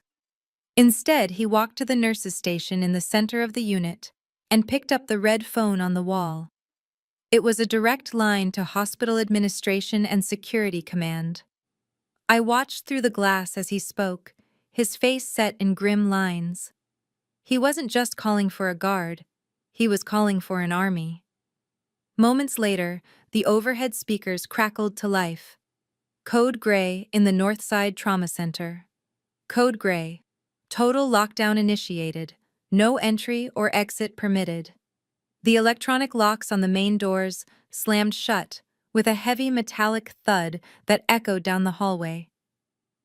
The lights in the corridor flickered for a second as the emergency system engaged. It felt like a prison cell closing. Lucinda, who had been trying to inch her way toward the exit, froze. She looked at the locked doors, then back at Dr. Hayes with a mixture of disbelief and fury. "What is the meaning of this?" she shouted, her voice shrill in the sudden silence. "Open these doors immediately. I am Lucinda Hayes. You cannot hold me here against my will. This is kidnapping." Dr. Hayes walked slowly toward her. He didn't look like a doctor anymore. He looked like a judge. "This is not kidnapping, Mrs. Hayes," he said, his voice projecting clearly across the room. "This is a crime scene preservation. I have contacted the Atlanta Police Department. They are 5 minutes away. Until they arrive, nobody leaves this floor. Not the staff, not the family, nobody." Terrence stepped out from the corner where he had been hiding. He looked terrified, sweat beading on his forehead. "Mom, what is going on?" he asked, his voice trembling. "Why are they calling the police? Is Zion okay?" Lucinda spun on him, her eyes wild. "Of course Zion isn't okay," she spat, pointing a shaking finger at the room where I was sitting. "That woman tried to kill him. She poisoned him with her blood. I told you she was an addict. I told you her blood was dirty. Now look what happened. She sent him into a seizure." I stood up slowly, my legs still weak, but my spirit stronger than it had been in years. I walked out of Zion's room and into the hallway, standing my ground. "Stop lying, Lucinda," I said, my voice calm and steady. "The blood didn't cause the seizure. The rat poison you have been feeding him for months caused the seizure. The blue powder caused the seizure." Lucinda gasped, clutching her pearls in a gesture so cliché it would have been funny if it weren't so tragic. "How dare you?" she shrieked. "You are projecting your own sins onto me. You are the one who knows about drugs. You are the pharmacist. You probably slipped something into his IV when the nurses weren't looking." Dr. Hayes stepped between us. "Enough," he roared. He turned to the security guards who were now blocking every exit. "Secure the area," he ordered. "I want everyone's bags placed on the central table. No one touches their phones. No one touches their pockets. If anyone tries to discard anything, detain them immediately." 2 police officers appeared at the glass doors on the other side of the lockdown barrier. They swiped their badges and the doors hissed open just long enough to let them in before slamming shut again. They were not patrol officers. They were detectives. Dr. Hayes had called in favors. "Gentlemen," Dr. Hayes said, nodding to the detectives. "Thank you for coming so quickly. We have a confirmed case of aggravated poisoning of a minor. The substance is brodifacoum, super warfarin." The lead detective, a tall man with tired eyes, looked around the group. "Who had access to the child?" he asked, taking out a notepad. Everyone looked at Lucinda. She puffed up her chest, trying to regain her composure. "I am his grandmother," she stated haughtily. "I am his primary caregiver. I have sacrificed my life for that boy." This accusation is absurd. The detective didn't seem impressed by her Chanel suit or her attitude. "Ma'am, I need you to place your purse on the table, he said, gesturing to the large designer bag she was clutching like a lifeline. Lucinda hesitated. She took a half step back. This is private property, she said. You have no warrant. Exigent circumstances, ma'am, the detective said, stepping closer. A child just nearly died. Put the bag on the table or we will put you in handcuffs and take it. Terence looked at his mother, his eyes wide with confusion. Mom, just give it to them, he pleaded. If you didn't do anything, just show them. Lucinda glared at her son, a look of pure betrayal. Slowly, with shaking hands, she placed the bag on the nurse's station counter. The detective put on a pair of blue latex gloves. He opened the bag. I watched, holding my breath. I knew she was arrogant. I knew she thought she was untouchable. But was she careless enough to bring the weapon to the crime scene? The detective pulled out a wallet, keys, a lipstick, a rosary. And then he reached into the zippered interior pocket. He pulled out a small glass vial.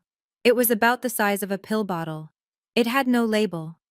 Inside there was a clear liquid with a blue sediment settling at the bottom. The room went deathly silent. What is this? The detective asked, holding the vial up to the light. Lucinda didn't blink. She didn't stumble. It is holy water, she said, her voice smooth as silk. It is blessed water from the Cathedral of Christ the King. I sprinkle it on Zion when he is sick. I was going to bless him today. Holy water, Dr. Hayes asked, stepping forward. Since when is holy water blue, Mrs. Hayes? It is anointing oil mixed in. Lucinda stammered, her confidence cracking just a fraction. It is a special blend. Dr. Hayes held out his hand. Give it to me, he said to the detective. I can run a spectral analysis in the lab downstairs. We will know exactly what is in this holy water in 10 minutes. Lucinda lunged. It happened so fast. She threw herself at the detective, trying to knock the vial out of his hand. No, she screamed. You cannot take that. It is sacred. The detective sidestepped her easily, and the second officer grabbed Lucinda's arms, pinning them behind her back. Get off me, she yelled, struggling against his grip. This is police brutality. I am a Hayes. I will have your badge. Terence, do something. Terence stood frozen, his mouth opening and closing like a fish. He looked at the vial. He looked at his mother. Mom, he whispered. Is that the stuff you put in his juice? Is that the vitamins? Shut up, you idiot, Lucinda hissed at him. Don't say a word. The detective handed the vial to Dr. Hayes. Run it, the detective said. Dr. Hayes nodded and handed it to a nurse who sprinted toward the lab. Lucinda stopped struggling. She stood there, panting, her hair disheveled, her expensive suit rumpled. She looked at me with eyes full of hate. You did this, she spat. You planted it. You jealous, spiteful little creature. You couldn't stand that he loved me more. You couldn't stand that I gave him a life you never could. I didn't answer her. I didn't need to. The truth was marching toward us from the printer in the lab. For 10 minutes we waited. The silence was heavy, suffocating. The only sound was Lucinda's heavy breathing and the distant beep of Zion's monitor confirming he was still alive, still fighting. Then the lab door opened. Dr. Hayes stepped out. He wasn't running this time. He was walking slowly. In his hand he held 2 pieces of paper. He didn't look at the detectives. He didn't look at Terence. He looked straight at Lucinda. I had seen Dr. Hayes look at trauma victims with compassion. I had seen him look at colleagues with respect. But I had never seen him look at a human being the way he was looking at Lucinda right now. He looked at her like she was a virus, like she was a cancer that needed to be cut out. He walked into the center of the circle. He held up the first paper. The vial contained water mixed with concentrated braudificum. Dr. Hayes said, his voice flat and cold. It is a 99% match to the toxin found in the boy's blood. It is not holy water. It is liquid death. Lucinda didn't speak. She just stared at the floor. But that is not all, Dr. Hayes continued. While we were waiting, I took the liberty of running a second test. A test to explain why a grandmother would poison her own blood. He held up the second paper, and that is when the real bomb dropped. The one that would destroy everything. Because Mrs. Hayes, he said, stepping closer to her until he was right in her face. You knew, didn't you? You knew that if he ever got a real blood test, the secret would come out. What secret? Terence asked, stepping forward, his voice barely a whisper. Dr. Hayes turned to Terence. He handed him the second paper. Read it, Dr. Hayes said. Terence looked at the paper. His eyes scanned the lines of data. He frowned. He shook his head. I don't understand, he said. What does exclusion mean? It means, Dr. Hayes said, his voice ringing through the silent hallway. That Zion is not your son. Terence dropped the paper. It fluttered to the floor, landing right at Lucinda's feet. Lucinda closed her eyes. And for the first time she looked old. She looked defeated. And I stood there watching the world they had built on lies crumble into dust. The hallway of the trauma unit had transformed into a courtroom without a judge. The police detectives stood like statues, their hands resting near their belts, while the hospital security team formed a perimeter that felt suffocating. Lucinda was vibrating with a manic energy. She looked like a cornered animal that had decided its only chance of survival was to attack everything in sight. She spun toward the lead detective, her face twisted into a mask of righteous indignation that she had worn so perfectly for so many years. "Officer, arrest her!" Lucinda screamed, pointing a shaking finger directly at my chest. "Arrest Jasmine right now. She is the one with the medical degree. She is the one who knows how to mix chemicals. She planted that vial in my purse when I was praying. She is trying to frame a grieving grandmother because she is jealous that her son loves me more." I stood there feeling the weight of her accusation. In the past, her voice would have made me crumble. It would have made me question my own sanity. But today, I felt nothing but a cold, hard clarity. I looked at Terence standing behind his mother. He looked lost. He looked at me, then at his mother, then at the floor, unable to choose a side, even when the truth was staring him in the face. That is enough. The voice did not belong to a police officer.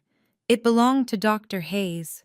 He stepped into the center of the circle, holding the two pieces of paper he had retrieved from the lab. He did not look at the detectives. He did not look at me. He looked straight at Lucinda with a gaze so intense it seemed to strip away her expensive Chanel suit and leave her naked in her guilt. Dr. Hayes raised the first piece of paper. The hallway went deathly silent.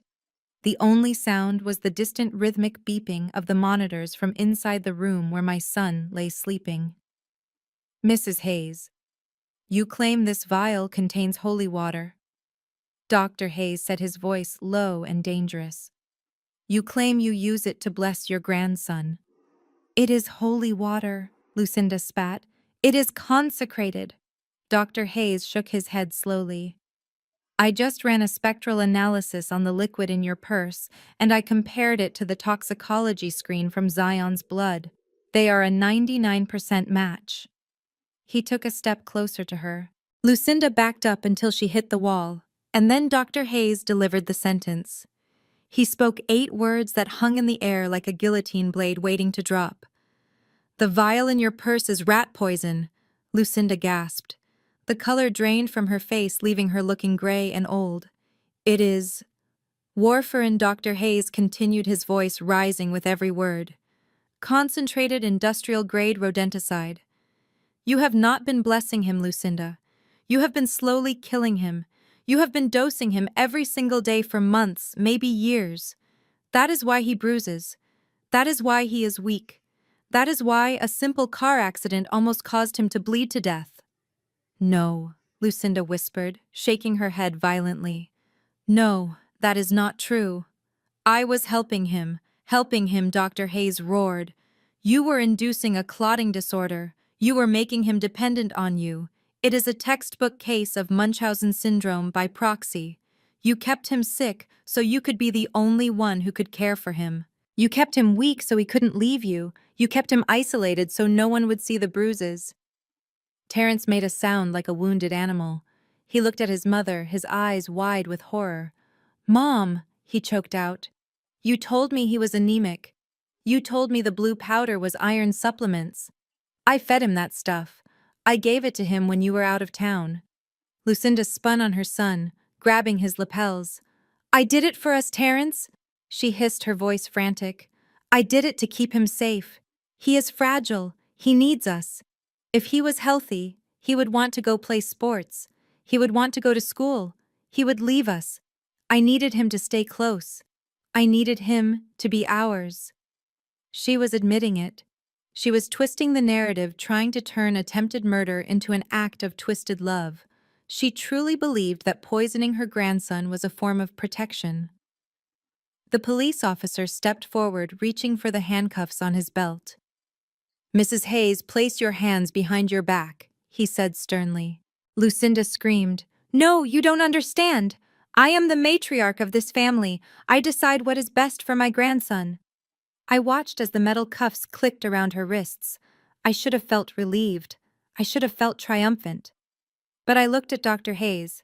He wasn't finished. He was still holding the second piece of paper, and the look on his face told me that the poison was only the beginning. Dr. Hayes waited until the officer had secured Lucinda. Then he turned his attention to Terrence. Terrence was sobbing openly now, leaning against the wall. I didn't know he cried looking at me. Jasmine. I swear I didn't know she was poisoning him. I thought he was just sick. Dr. Hayes stepped in front of Terrence. I believe you didn't know about the poison, Dr. Hayes said coldly. But there is something else you didn't know. Something your mother has been hiding from you for 6 years. Lucinda stopped struggling against the officer. She went completely still. Her eyes locked onto the second piece of paper, and for the first time she looked truly terrified. Doctor, don't! Lucinda begged, her voice cracking. Please don't do this. It will destroy him. Dr. Hayes ignored her. He looked at me, then back at Terrence. Mrs. Hayes claims she poisoned the boy to keep him close, Dr. Hayes said. But that is a lie. She poisoned him to keep him from seeing a real doctor. Because if a competent doctor ever ran a full genetic workup on Zion, they would have found this. He thrust the second paper into Terrence's chest. Terrence grabbed it with trembling hands. He stared at the data, the rows of numbers, the genetic markers. I don't understand, Terrence whispered. What is this? It is a paternity test, Dr. Hayes said. I frowned. A paternity test? Why would we need a paternity test? I never cheated on Terrence. We did IVF. We spent $50,000 at the clinic to conceive Zion. Terrence looked up from the paper. His face was a mask of confusion. It says exclusion, he stammered. It says 0% probability. It means, Dr. Hayes said, his voice ringing with finality, that Zion is not your son. The silence that followed was heavier than the one before. It was the silence of a universe collapsing. I stepped forward. That is impossible, I said, my voice shaking. We did IVF. They used your sample, Terrence. I was there. I saw them take it. Dr. Hayes turned to me, his expression softening slightly. You saw them take a sample, Jasmine. But that sample never made it to the petri dish. He turned back to Lucinda, who was now weeping silently, tears ruining her perfect makeup. Tell them, Lucinda, Dr. Hayes commanded. Tell them why your son has 0 genetic match to his own child. Lucinda didn't speak. She just hung her head. Fine, I will tell them, Dr. Hayes said. Terrence, you had mumps when you were 12. It caused a complication called orchitis. It rendered you completely sterile. You have never been able to have children. Terrence looked at his mother. You knew, he whispered. Of course she knew, Dr. Hayes said. She has known for 20 years. But the Hayes Family Trust has a clause, doesn't it? The multi-million-dollar trust fund that controls your real estate empire? It only unlocks for a biological male heir of the direct bloodline. I felt the room spin. It was about money. It was always about money. So when you and Jasmine went for IVF, Dr. Hayes continued relentlessly. Lucinda paid a visit to the clinic. She bribed the fertility doctor. A doctor who conveniently died of a heart attack 2 years ago, taking his secrets to the grave. She had him swap your sterile sample for a donor sample. A random donor. I gasped, clutching my stomach. My son. My beautiful boy. He wasn't Terrence's. He was half me and half a stranger. She used you, Jasmine, Dr. Hayes said, looking at me with pity. She needed a vessel. She needed a woman to carry the baby to make it look legitimate. And once Zion was born, she needed to get rid of you so she could control the heir. But she had a problem. Zion doesn't look like a Hayes. He has the donor's eyes. He has the donor's hair texture. He pointed at the vial of poison in the evidence bag. She was terrified that one day a doctor would notice. She was terrified that a blood test would reveal the truth. So she made him sick. She kept him on a cocktail of drugs to mess up his blood counts, so no one would look too closely at his DNA. She was willing to torture an innocent child for 6 years just to keep her hands on a trust fund. Terrence let out a scream that sounded like it tore his throat apart. He fell to his knees in the middle of the hallway, clutching the paternity test to his chest. "You lied to me," he screamed at his mother. "You lied to me my whole life." Lucinda looked up. Her face was hard again. The mask was back. "I did what I had to do," she hissed. "You were broken, Terrence. You couldn't give me an heir." "I fixed it. I got us the money. I secured the legacy. You should be thanking me." The detective had heard enough. He grabbed Lucinda by the arm and spun her around.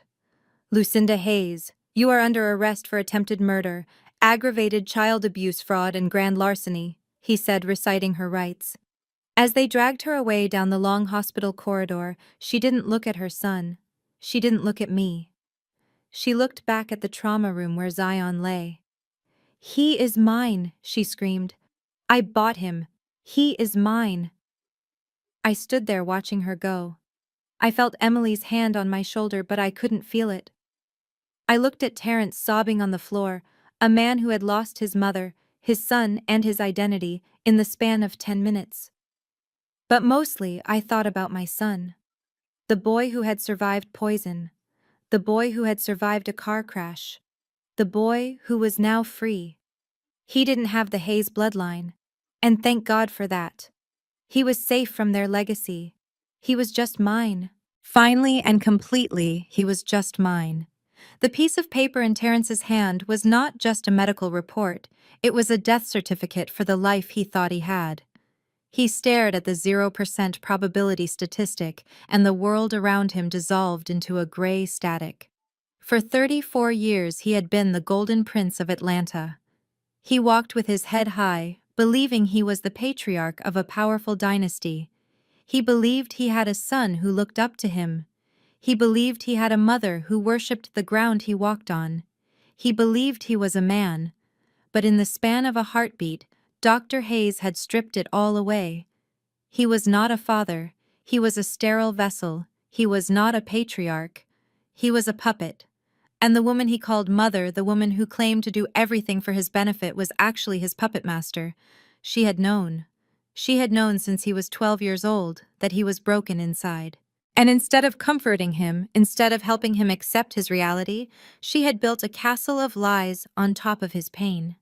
Terrence looked up from the paper. His eyes were red and swollen.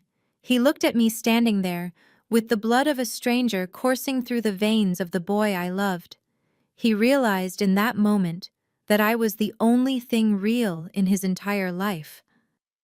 I was the only one who had loved Zion for who he was, not for what he represented. And he had thrown me away because his mother told him to. A sound started deep in his chest. It wasn't a cry. It was a low, animalistic growl of pure agony. "You knew," he whispered. The hallway fell silent. Even the police officers seemed to sense that the air was charged with something more dangerous than a weapon. "You knew I couldn't have children," Terrence said, his voice rising with every syllable. "You knew I was sterile. And you let me believe I was a father. You let me hold him in the delivery room. You let me cut the cord. You let me name him." Lucinda stood there with her hands cuffed behind her back. She didn't look remorseful. She looked annoyed. She looked like a parent dealing with a toddler who was making a scene in public. "I gave you what you wanted, Terrence," she snapped. "You wanted a legacy. You wanted to be a man. I bought you a son. I paid good money to ensure that embryo took. You should be grateful." "Grateful!" Terrence screamed. The sound tore through the sterile hospital air, making the nurses jump. "You made me live a lie," he shouted, stepping toward her. "You made me torture my wife. You made me kick Jasmine out of her own house. You made me believe she was crazy." But she wasn't crazy. She was the only honest person in this family. Lucinda rolled her eyes. "Oh, stop being dramatic. I did it for the trust fund. If we didn't have an heir, the board would have dissolved the assets. We would be living in a condo, Terrence." "A condo? I saved our lifestyle." That was the breaking point. Something inside Terrence snapped. It was audible, like a dry branch breaking in a storm. The years of conditioning, the years of obedience, the years of being a mama's boy evaporated in an instant. All that was left was a man who realized his entire existence was a fraud. He didn't think. He didn't hesitate. He lunged. Terrence moved with a speed I didn't know he possessed. He flew across the few feet of space separating them. The police officer standing next to Lucinda was taken by surprise. He reached out to grab Terrence, but he was too slow. Terrence's hands found his mother's throat. "You witch!" he screamed, slamming her back against the hard hospital wall. "You stole my life! You stole my son!" Lucinda gagged, her eyes bulging. She couldn't fight back because her hands were cuffed. She could only stare into the face of the monster she had created.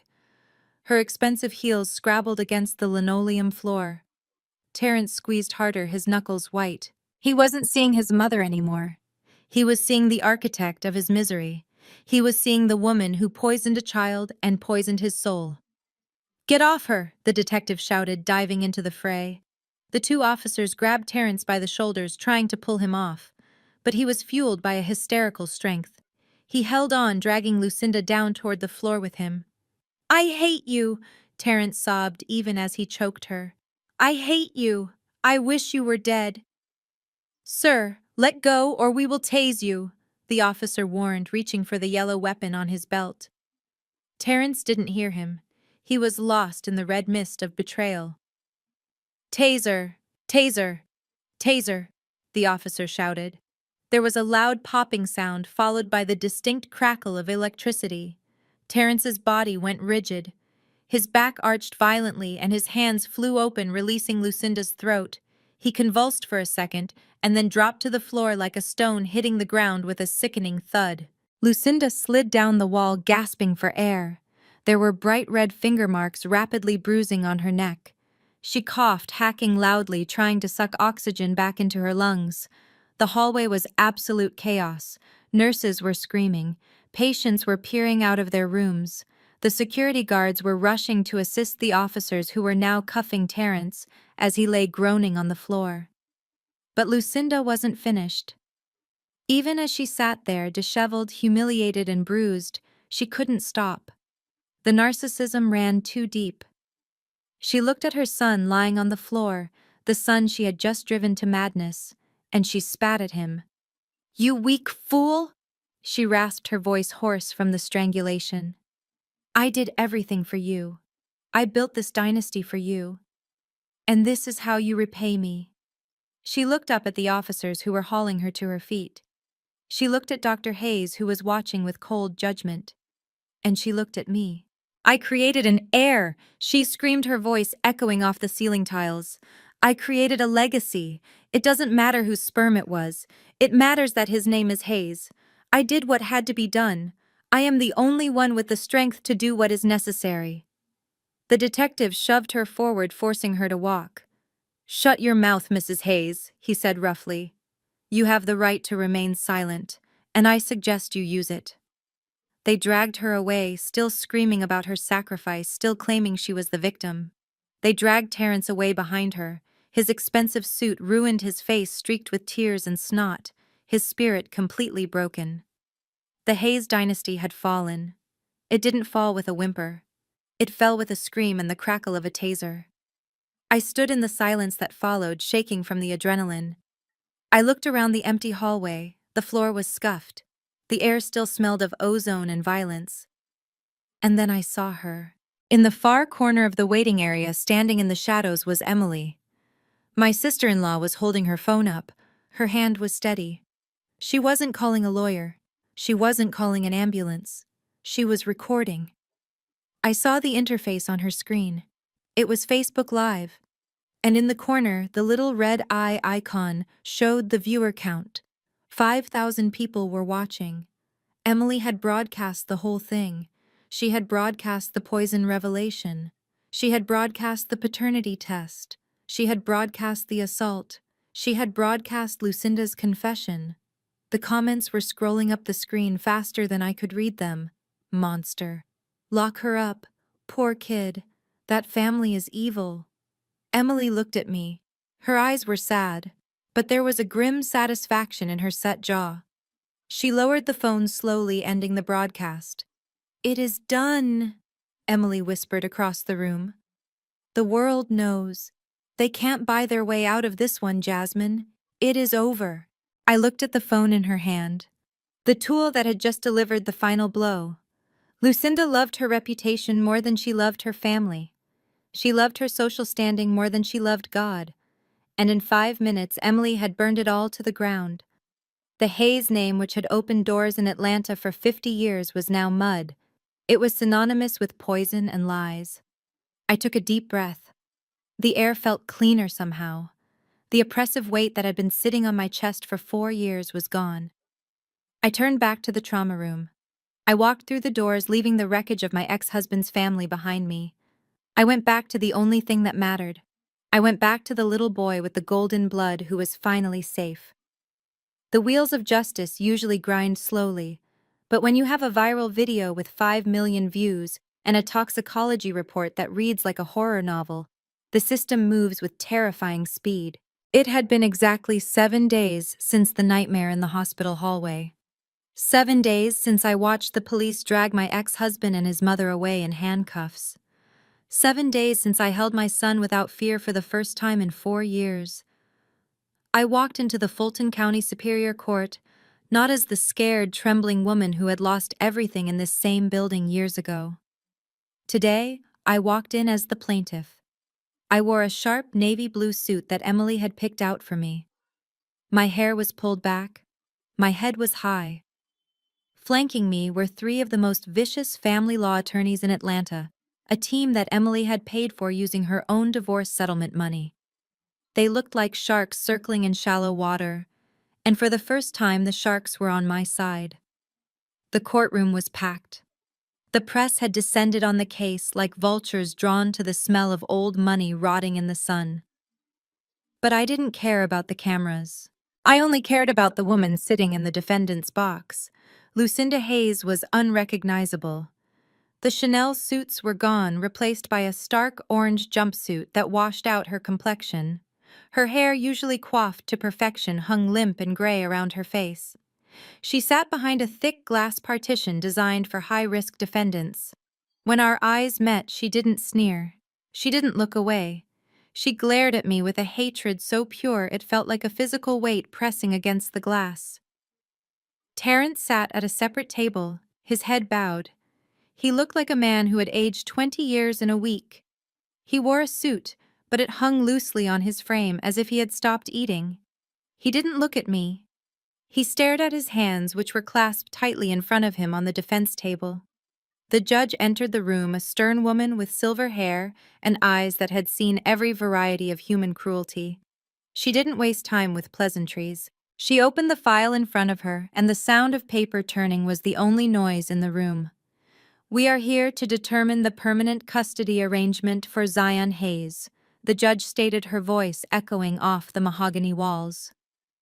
"We are also here to address the emergency motion to terminate parental rights based on the evidence provided by the district attorney."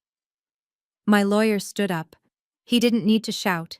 He simply laid out the facts with surgical precision. "Your Honor," he began, "we are not just asking for custody. We are asking for protection from a monster." He signaled to the bailiff, who dimmed the lights. The large screen on the wall flickered to life. It was the video Emily had recorded. The quality was crystal clear. The courtroom watched in stunned silence as Lucinda's voice shrieked through the speakers, admitting that she had created an heir for the money, admitting that she owned him. I watched Lucinda in the glass box. She didn't look ashamed. She sat straighter as if she still believed her own twisted logic. The video ended. The lights came back up. But we have more than a confession, my lawyer continued. We have the physical weapon. He held up a photo of the unlabeled vial found in Lucinda's purse. And we have the motive. He placed a stack of documents on the judge's bench. These were recovered from a hidden safe in Mrs. Hayes's bedroom during the police raid 3 days ago. They are the original medical records from the fertility clinic. They prove that Mrs. Hayes paid $50,000 to swap her son's sterile genetic material with a donor's. They prove she knowingly committed paternity fraud to access the Hayes family trust, and they prove that she began poisoning the child with blood thinners the moment he turned 2 years old because she was terrified that a routine blood test would reveal he wasn't a Hayes. The judge picked up the documents. She read them slowly. Her expression went from professional detachment to visible disgust. She looked over her glasses at Lucinda. Mrs. Hayes, the judge said, her voice dripping with ice. Is this true? Did you poison a child to protect a bank account? Lucinda stood up. Her lawyer tried to pull her down, but she shook him off. I protected the legacy. She announced, her voice raspy but defiant. I did what was necessary. That boy lived a life of luxury because of me. He had the best clothes, the best house. He was a Hayes because I said he was a Hayes. Sit down, the judge barked, slamming her gavel. Lucinda remained standing, gripping the edge of the table. You don't understand, she shouted. I made him. He is my property. I felt a shiver run down my spine. Even now, facing life in prison, she viewed my son as an object, a possession. The judge looked at Lucinda with cold finality. Lucinda Hayes, this court finds you to be a danger to society and a depraved individual. You are hereby stripped of all legal rights regarding the minor child Zion. You are to have no contact, direct or indirect, for the remainder of your life. The judge turned to the bailiff. The defendant is remanded to custody to await trial on charges of attempted first-degree murder, grand larceny, medical fraud, and aggravated child abuse. The district attorney has indicated they will be seeking the maximum sentence, which in this state is life without the possibility of parole. Get her out of my sight. 2 officers moved in. They grabbed Lucinda by the arms. She didn't scream this time. She just looked at me one last time, her eyes dead and empty, before they dragged her through the side door. The orange jumpsuit disappeared into the shadows, and the air in the room instantly felt lighter. Then the judge turned her attention to Terrence. Mr. Hayes, she said, softening her tone slightly, but only slightly. The evidence shows you were unaware of the poisoning. However, your negligence is staggering. You allowed your mother to isolate this child. You failed to protect him. And legally speaking, the paternity test confirms you have no biological claim to the boy. Terrence stood up. He looked shaky on his feet. Your Honor, my lawyer interjected, we are asking for a full termination of Mr. Hayes's rights as well. He may not have held the poison, but he held the door open for the abuser. The judge nodded. I am inclined to agree, she said. Zion needs stability. He needs to heal. I am granting sole legal and physical custody to the mother Jasmine. Mr. Hayes, your parental rights are hereby terminated effective immediately. You are not to approach the child or the mother. It was over. The gavel was raised, ready to seal the verdict. Wait. The voice was cracked and broken. Terrence stepped out from behind the defense table. He ignored his lawyer's frantic whispers to sit down. He walked into the center of the aisle. Your Honor, please, Terrence begged. Just 1 minute. I know I lost him. I know I lost everything. But please let me speak to her. The judge paused, her gavel hovering in the air. She looked at me. It was my choice. I could have said no. I could have had him removed. But I looked at him. Really looked at him. The arrogance was gone. The mama's boy was dead. All that was left was a pile of wreckage in a suit. I nodded to the judge. The judge lowered her hand. "Make it quick, Mr. Hayes." Terrence turned to face me. He didn't walk closer. He stayed 15 feet away, respecting the invisible barrier between my new life and his destroyed one. He looked me in the eyes, and tears began to stream down his face uncheckered. "I am sorry," he whispered. Then he did something that the Terrence I knew would never have done. He didn't check his watch. He didn't look around to see who was watching. He sank to his knees. Right there on the dirty courtroom floor in front of the press, in front of the judge, in front of the woman he had cast aside, he collapsed onto his knees and bowed his head. "I should have listened to you," he sobbed, his voice echoing in the silent room. "You told me she was evil years ago, and I didn't listen. I let her take him. I let her hurt him. I am not his father, Jasmine. I know that now. I don't deserve to be his father." He looked up, his face twisted in agony. "But you are the best mother I have ever seen. Thank you for saving him. Thank you for saving him from us." He stayed there, kneeling, a broken statue of a man waiting for absolution that I wasn't sure I could give. The courtroom held its breath. The flash of cameras went off, capturing the final fall of the Hayes prince. I stood up slowly, smoothing my skirt. I looked down at him. I didn't feel hate anymore. I didn't feel love either. I just felt a profound sense of closure. "Goodbye, Terrence," I said softly. I turned my back on him and walked toward the judge, ready to sign the papers that would give me my son back forever. But as I reached for the pen, a commotion at the back of the courtroom made everyone turn around. Terrence was still kneeling, but his face had gone slack. He was staring at the doorway, staring at someone who had just entered. I followed his gaze. Standing in the back of the room, framed by the exit sign, was a man I had never seen before. He was tall, with skin the color of deep mahogany. But it wasn't his height that stopped my heart. It was his eyes. They were a mix of brown and emerald green. Zion's eyes. The donor. The heavy oak doors of the courtroom swung shut behind me, muffling the sounds of the gallery and the press who were still frantically trying to upload their stories. The corridor of the Fulton County Superior Court was long and wide, lined with marble benches that had seen centuries of grief and victory. For the first time in 4 years, I walked down that hallway without the weight of the world pressing down on my shoulders. My heels clicked against the floor with a rhythm that sounded like freedom. "Jasmine, wait." The voice was broken, cracked by sobbing and desperation. I did not stop walking. I did not owe him my time. I did not owe him my attention.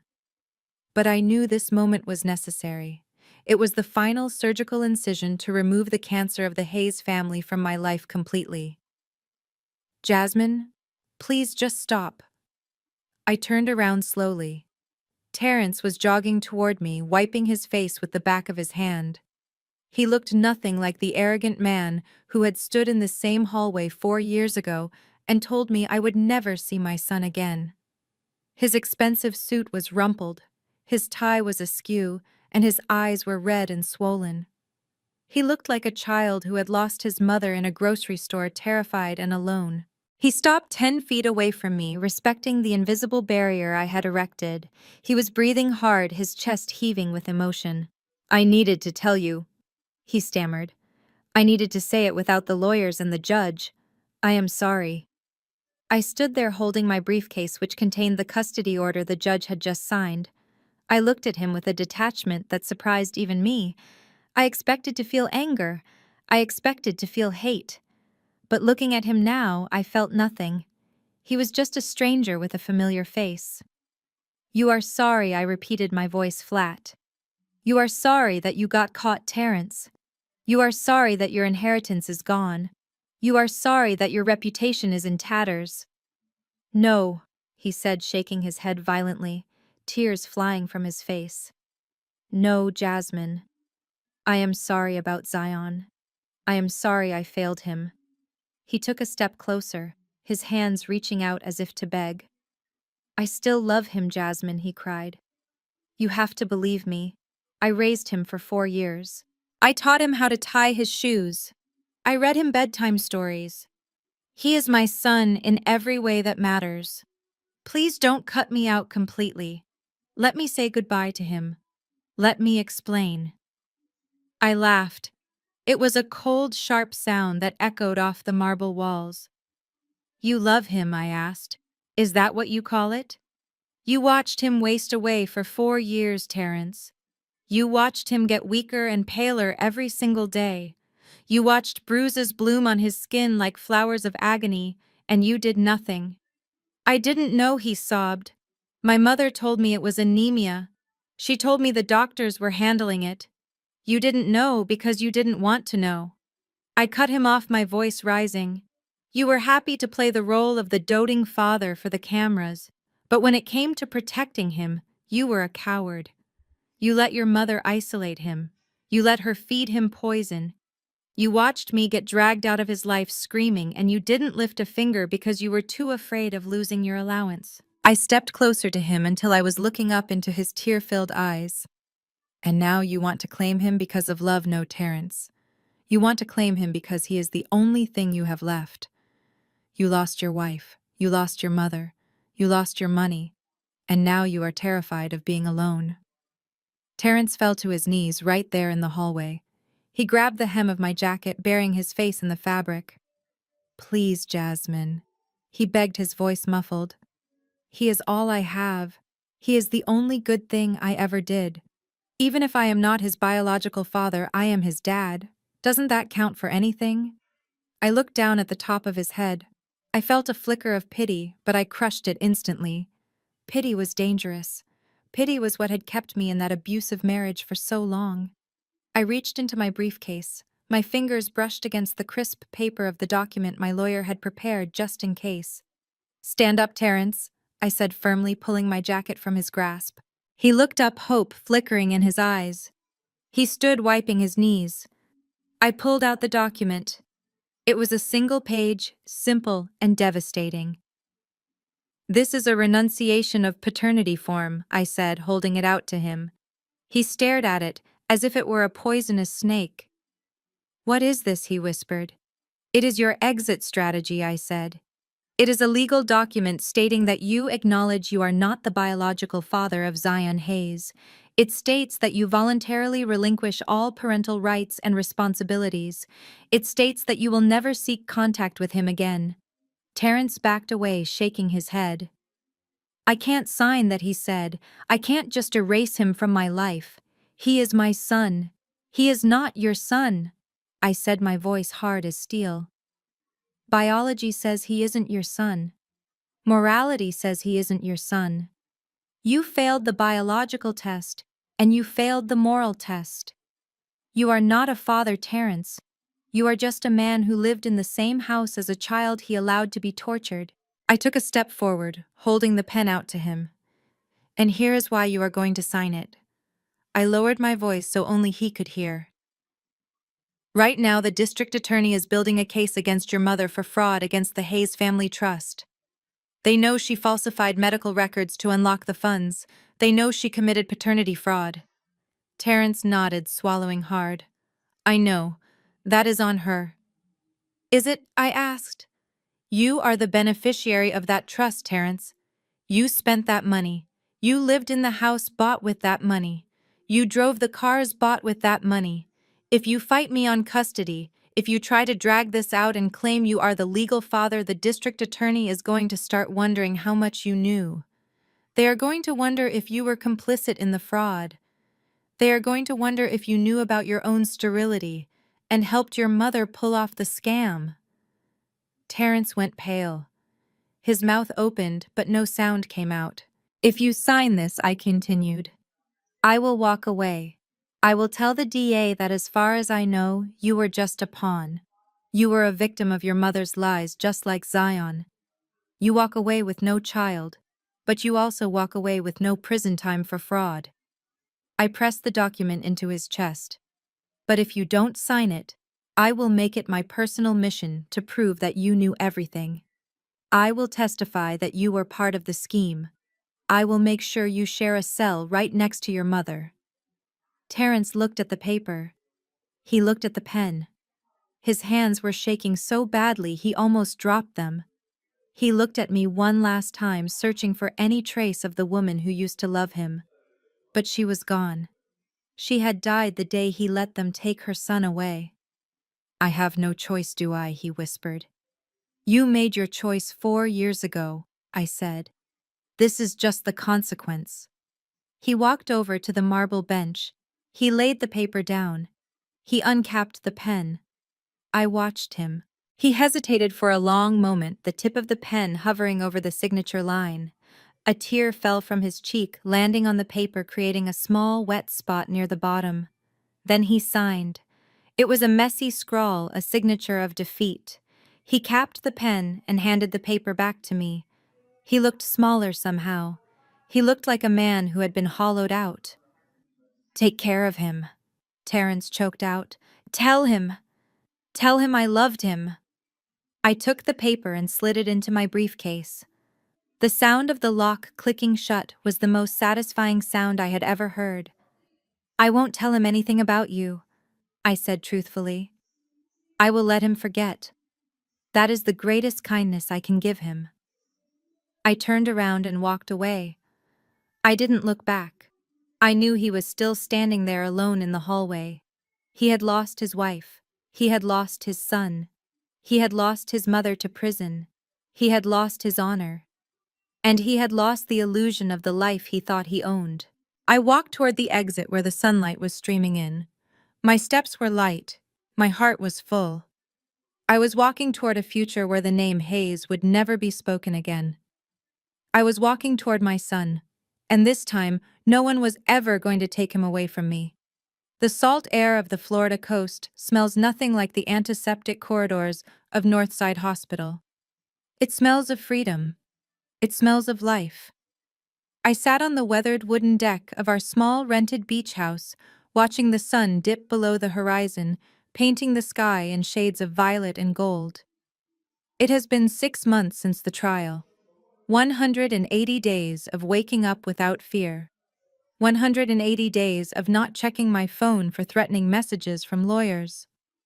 Down on the sugar-white sand, a little boy was running. He was sprinting, chasing a seagull with the boundless energy of a golden retriever. He tripped over a piece of driftwood and went sprawling onto his stomach. 6 months ago, that fall would have terrified me. 6 months ago, that impact would have caused a massive internal hemorrhage. It would have meant a frantic drive to the emergency room. It would have meant watching purple bruises bloom across his skin, like ink in water. But today Zion just rolled over. He sat up in the sand and laughed. He brushed the grit off his knees, which were scraped but clotting perfectly. His skin was a rich, glowing brown, warm and healthy. His eyes, the green and brown kaleidoscope eyes that belonged to a stranger, were bright with joy. He wasn't the fragile heir to a dying dynasty anymore. He was just a 6-year-old boy who loved the ocean. The sliding glass door behind me opened. I didn't jump. I didn't flinch. I just smiled. Emily walked out carrying 2 glasses of iced tea. She looked different too. The nervous, terrified woman who used to whisper in corners was gone. She had cut her hair into a sharp bob, and she was wearing a bright yellow sundress. It was the kind of color Lucinda would have called garish. Emily wore it like a flag of independence. She sat down next to me, handing me a glass. We watched Zion run into the surf, kicking up water. He looks good, Emily said softly. He is good, I replied, taking a sip of the tea. Dr. Hayes says his blood counts are completely normal. The poison is out of his system. His bone marrow has recovered. He is going to be tall, Emily. He is going to be strong. Emily nodded. She reached into her tote bag. The mood shifted slightly. The air grew a little heavier but not oppressive. I brought you something, she said. I wasn't sure if you wanted to see it, but I thought you should know. She pulled out a copy of the Atlanta Journal-Constitution. She folded it so the bottom half of the front page was visible. I looked at the headline, "Disgraced Socialite Found Dead in State Prison." I stared at the photo. It was an old picture of Lucinda from a charity gala taken years ago. She looked regal, untouchable, and arrogant. "What happened?" I asked. My voice remained steady. My heart rate didn't even spike. Emily sighed, looking out at the ocean. "It happened yesterday morning. Apparently, she tried to organize the other inmates. She tried to boss them around like she bossed us around. She told the wrong person what to do in the cafeteria. It was quick, Jasmine. She didn't suffer long." I looked at the photo of the woman who had tried to erase me, the woman who had poisoned my son, the woman who had destroyed her own family for a legacy that didn't exist.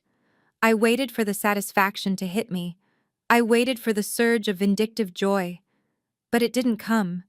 Instead, I just felt a profound sense of release. It was like watching a storm cloud finally dissipate over the ocean. She was gone. The monster under the bed was dead. She could never hurt us again. "And the rest of them?" I asked. Bankrupt, Emily said with a grim smile. "The lawsuits from the investors in the trust fund took everything. The mansion is being sold to pay off the debts. The cars are gone. The jewelry is gone. The Hayes name is mud in Atlanta. Terrence is living in a studio apartment in Decatur working at a car rental agency. He calls me sometimes asking about Zion. I don't answer." I reached out and squeezed Emily's hand. "Thank you," I said.